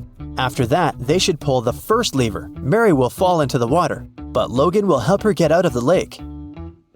John decided to make a vegetable salad for his friends. To prepare for it, he will need 3 peppers and the same number of tomatoes. And he needs fewer cucumbers than tomatoes, but more than radishes. How many different vegetables will John use in the salad?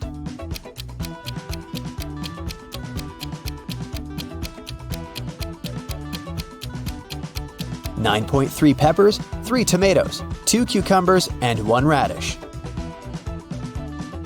A professor went to have his lunch break, leaving 3 students in the lecture hall. When he returned, he realized that an answer sheet for an important exam had disappeared from his desk.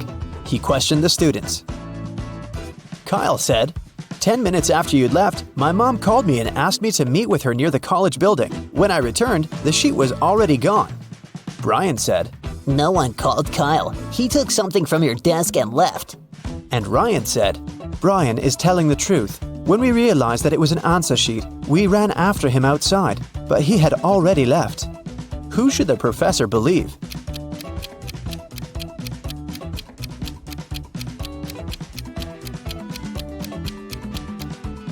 Ryan and Brian are lying. They said they had run after Kyle outside, but it was raining and they're both dry. Robert went on a business trip but returned home a day earlier. He found his wife in the bedroom, reading. Do you think she's lying to him?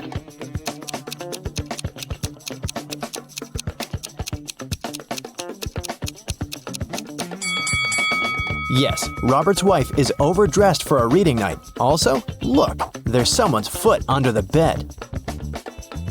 Now your task will be to decide which person of the 2 is in the wrong. Ready? Here's the first one. Quinn and Eliza can't swim. This summer, they both decided to learn how to do it finally. Quinn went to the river near her house. Eliza went to the lake with her friends. They both jumped into the water alone. Who's in greater danger?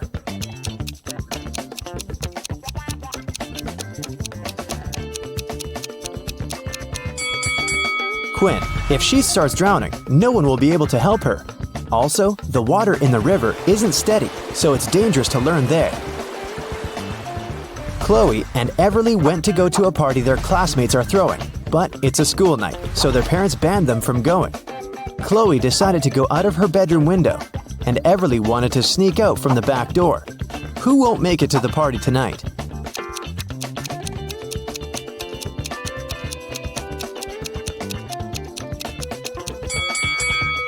Everly, most probably. Chloe is acting quite risky, but she might manage the trip. But Everly's mom is right there around the corner, reading. She'll definitely see her daughter trying to sneak out. Hazley and Annabelle plan to go to the movies with their friends tonight. Meanwhile, they're enjoying a hot summer day. Who is not going to make it to the movies?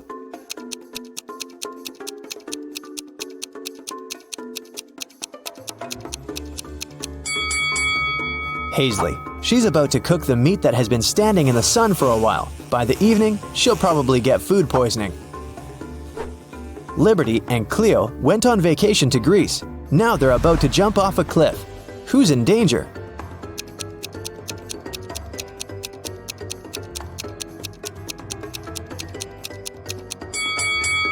Liberty. There are rocks under the cliff she's about to jump from. Nova made her daughter stay at home and study instead of going to a friend's birthday party. Allison's daughter had to spend the entire day in her bedroom instead of going to the movies. Teenagers come down to dinner at 7 o'clock.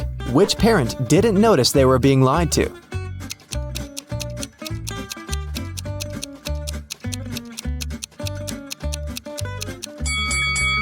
Nova. It's raining and her daughter has wet hair. It means she was outside and not sitting in her bedroom.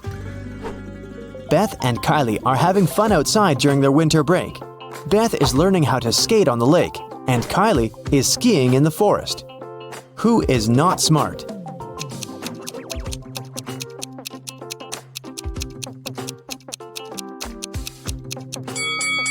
Beth. The ice on the lake is cracking and there's no one around to help her. William and Daniel are driving to work and they're both running very late. Who's doing something really wrong?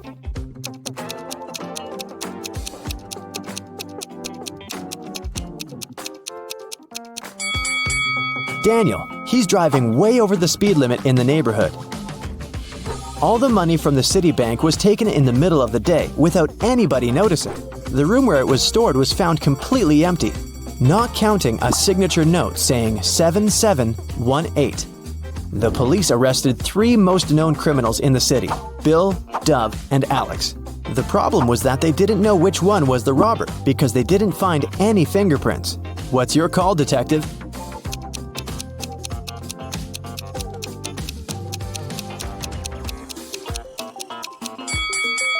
If you turn the paper around, the numbers will turn into a name. Bill.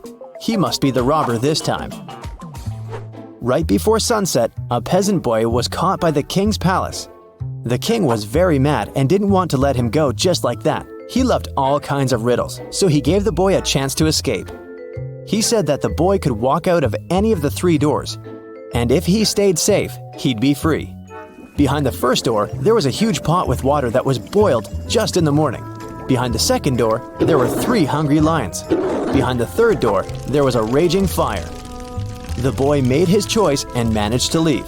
Which door did he walk out of?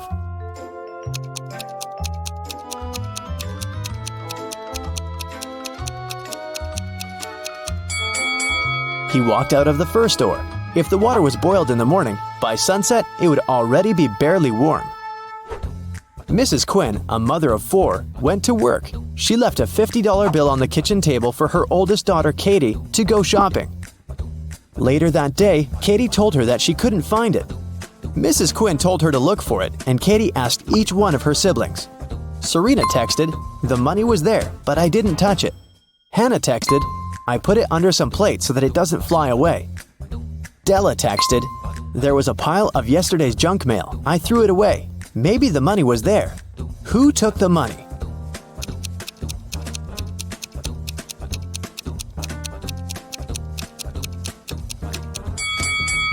It must have been Della. There was no mail when Mrs. Quinn left the bill on the table, so Della is making things up.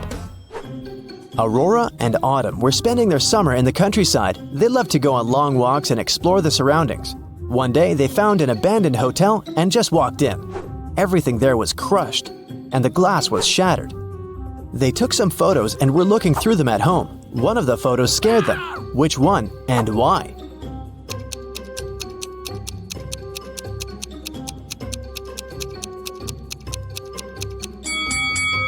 Probably this one. Look, there's a mirror, and they're not reflected in it.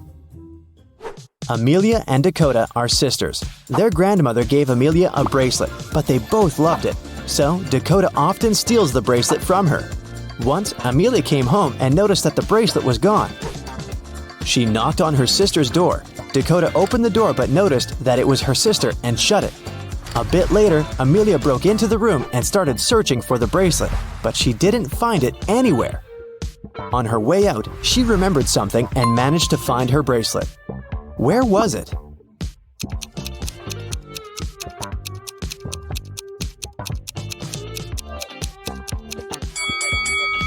Amelia remembered that when Dakota opened the door, she was wearing a t-shirt. The next time, she was already wearing a long-sleeve shirt.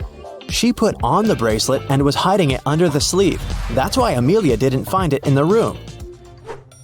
Spencer woke up in a dungeon. She didn't know what had happened, but there was a door. Spencer tried to open it, but it was shut.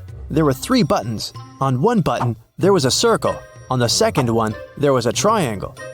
On the third one, there was a rectangle. One button will set her free, and the other 2 will lock the door forever. There was a note saying 1, 5, 7, 11. Which button should she press to get out?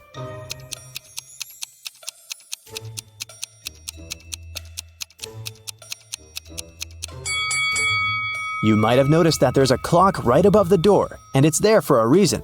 If you draw lines connecting 1, 5, 7, and 11, you will get the shape of a rectangle. So Spencer should press the button with a rectangle on it.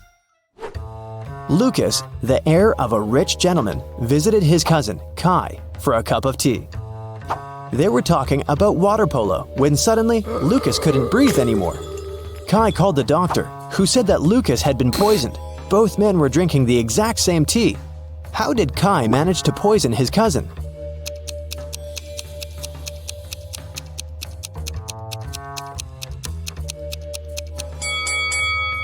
The poison must have been on Lucas's cup. When he touched it with his lips, he probably licked it off. Oliver was attacked in his flat and taken to the hospital. There are 4 suspects, all of them Oliver's neighbors. Wow, I'd find another apartment. Amelia said she'd been walking in the park since early morning. Henry explained he had been painting in his studio and had heard nothing. Jacob said he had been repairing his car. Sophia answered she'd been taking a bath for the past 3 hours. Look at these people's hands and try to figure out who's lying.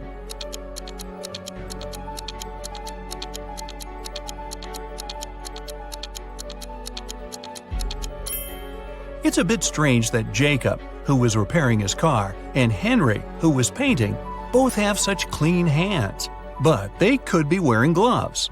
On the other hand, Sophia's hands and fingers don't have wrinkles. But it would be a natural skin reaction after 3 hours in a bathtub. Sophia, you've been caught smooth-handed. The police found out there was a new smuggler in town. 3 people were under suspicion: Luna, a school bus driver, Jackson, a fire truck driver, and Daniel, an ambulance driver. All of them claimed to have been busy with their work since the very morning. Can you figure out who's the smuggler?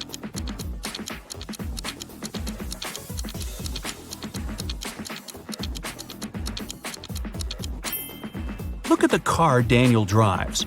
On such vehicles, the word ambulance is normally written backward. It's done so that other drivers can instantly read the inverted word in their rearview mirrors. Well, it seems Daniel has given himself away. It was the day when Jacob was supposed to be discharged from the hospital. He had spent a couple of months there and underwent several surgeries. His doctor told him he was going to be fine. It was safe for Jacob to leave the hospital. But the guy didn't believe these promises. In low spirits, he walked home. On the way, he accidentally bumps into an elderly lady. She gets furious and started to shout at Jacob. But instead of arguing back, he hugged the woman and ran home. Why?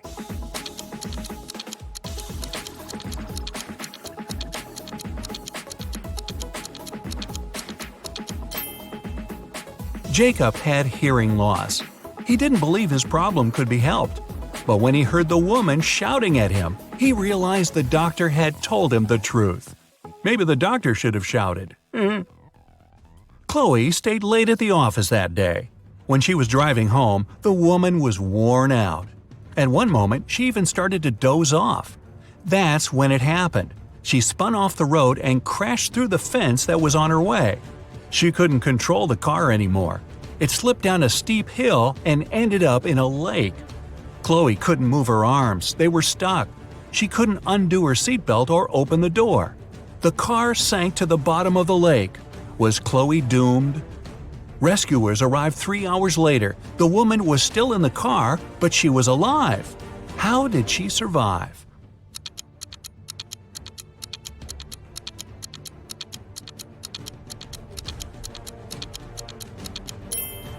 After the car hit the bottom of the lake, the water only came up to Chloe's throat. It was a very shallow lake. Good thing, huh? It was Jack's birthday, and the fellow got a present he had been dreaming about for ages – a motorbike. The next morning, he rode his bike to college and left it at the parking lot. During lunchtime, Jack decided to check on his motorbike. Imagine his horror when he found out someone had broken the mirrors. The security guard told Jack only 3 other people had left his building in the afternoon. They were Owen and Sam, 2 best friends, and Layla, the girl who once liked Jack but got turned down by him. Owen said he and Sam had gone to the campus cafe to get sandwiches for lunch. Sam confirmed this. He then added the bike could have been damaged by Layla out of revenge. But Layla told Jack her mother had visited her and they had spent 2 hours together. So, who's lying?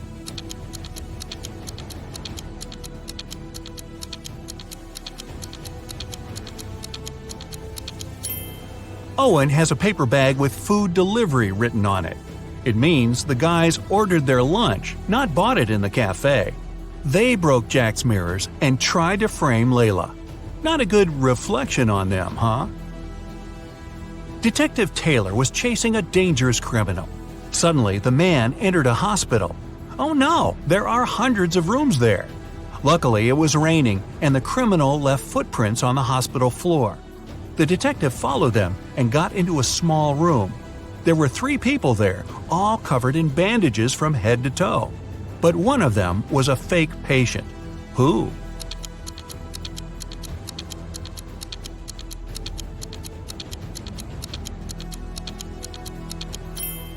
It was the dude in the middle. He didn't even have a medical chart next to his bed. Very quick job on the bandages, though. The CEO of a large company called the police. He was sure that one of his employees, Victoria, had stolen a memory card with secret information. She was going to sell it to their competitors. The police arrived at Victoria's house, but the woman didn't let them in without a warrant.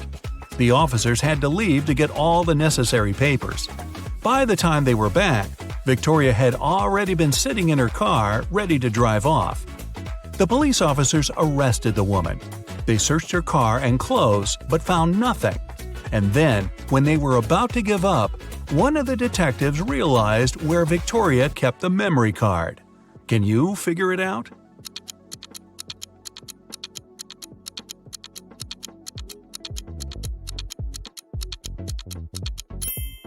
When the police first came to her, the woman had her hair down. But after that, Victoria changed her hairstyle. The memory card is in her bun. Yep, Victoria and her sticky bun. Michael was going home from the gym when everything went black. When he regained consciousness, he found out he was in a locked room. Next to the door, there was a computer with a keyboard. On the screen, there was a riddle. Michael had to write the correct answer and the door would open. The riddle went like this. It makes 2 people out of 1. What is it? Michael typed the needed word and the door opened. He was free to go. What was the answer?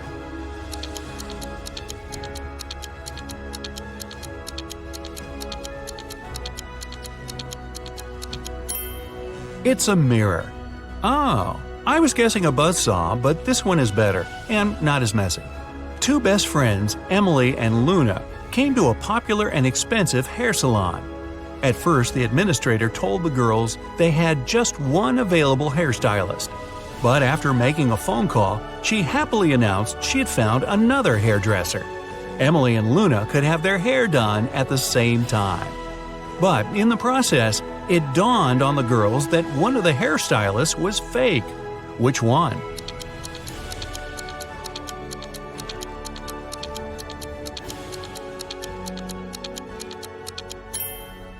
Both hairstylists are using regular scissors, but instead of hairspray, the one on the left is holding a can of bug spray. Yeah, that's a big clue right there. A man on a bike grabbed Sarah's bag with all her documents, money, and smartphone and sped off. The only way the girl can get her bag back is by taking someone's car and driving after the criminal. There are 3 vehicles parked nearby. Which one can Sarah break into and drive off? Borrow.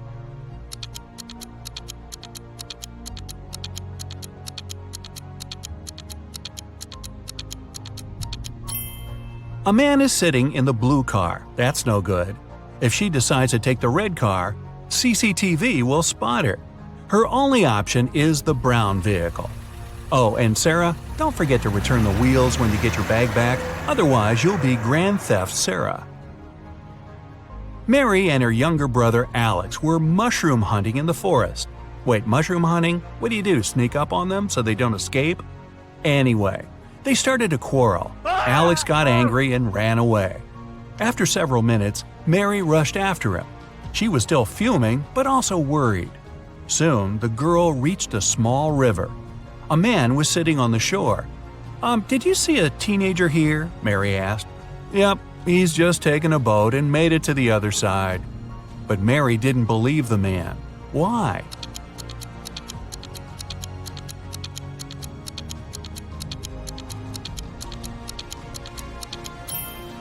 The boat is indeed on the other side, but the paddles are lying next to the man. How could the boy cross the river without them? So, where's Alex? Kidnapped by the escaped mushrooms? We may never know. Ella came to a party that took place in her best friend's house. It was a riddle party. All the guests had to crack mysteries and participate in different challenges. Ella's task was to get out of a locked room in the basement. The girl was blindfolded, taken downstairs, and left alone. After pulling the piece of cloth off her eyes, Ella noticed the door had a code lock. She also spotted a sheet of paper lying on the floor next to the door. There were 4 flowers drawn there. Ella looked at them for a while and entered the correct code. The door opened and the girl joined the party. So, what was the code?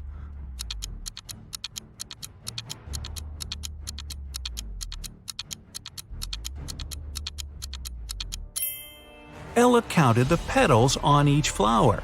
The code was 5748. Carter was visiting his friend Mateo, who lived in another city. Mateo loved riddles. In the evening, he challenged Carter to get the key to the guest room where the guy was supposed to be sleeping.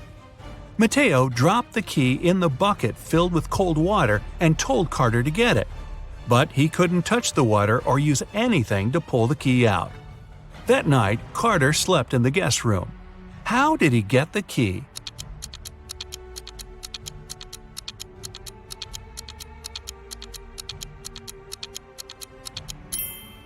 He put the bucket over a fire. The water started to boil and soon evaporated. After that, Carter picked the key up. Mateo was steamed. Nora was an insurance agent. Once, her client called her early in the morning. The woman was in tears. At night, someone had broken into her house. By the time the woman had enough courage to go downstairs, the thief had already taken all the valuables. When she looked out of the window, the man was running away. "Do you remember what he looked like?" Nora asked. The client answered, "It was still dark outside." I understood it was a man, tall and thin. He had dark hair and was wearing a V-neck t-shirt. Nora immediately realized her client had staged the burglary. How did she figure it out?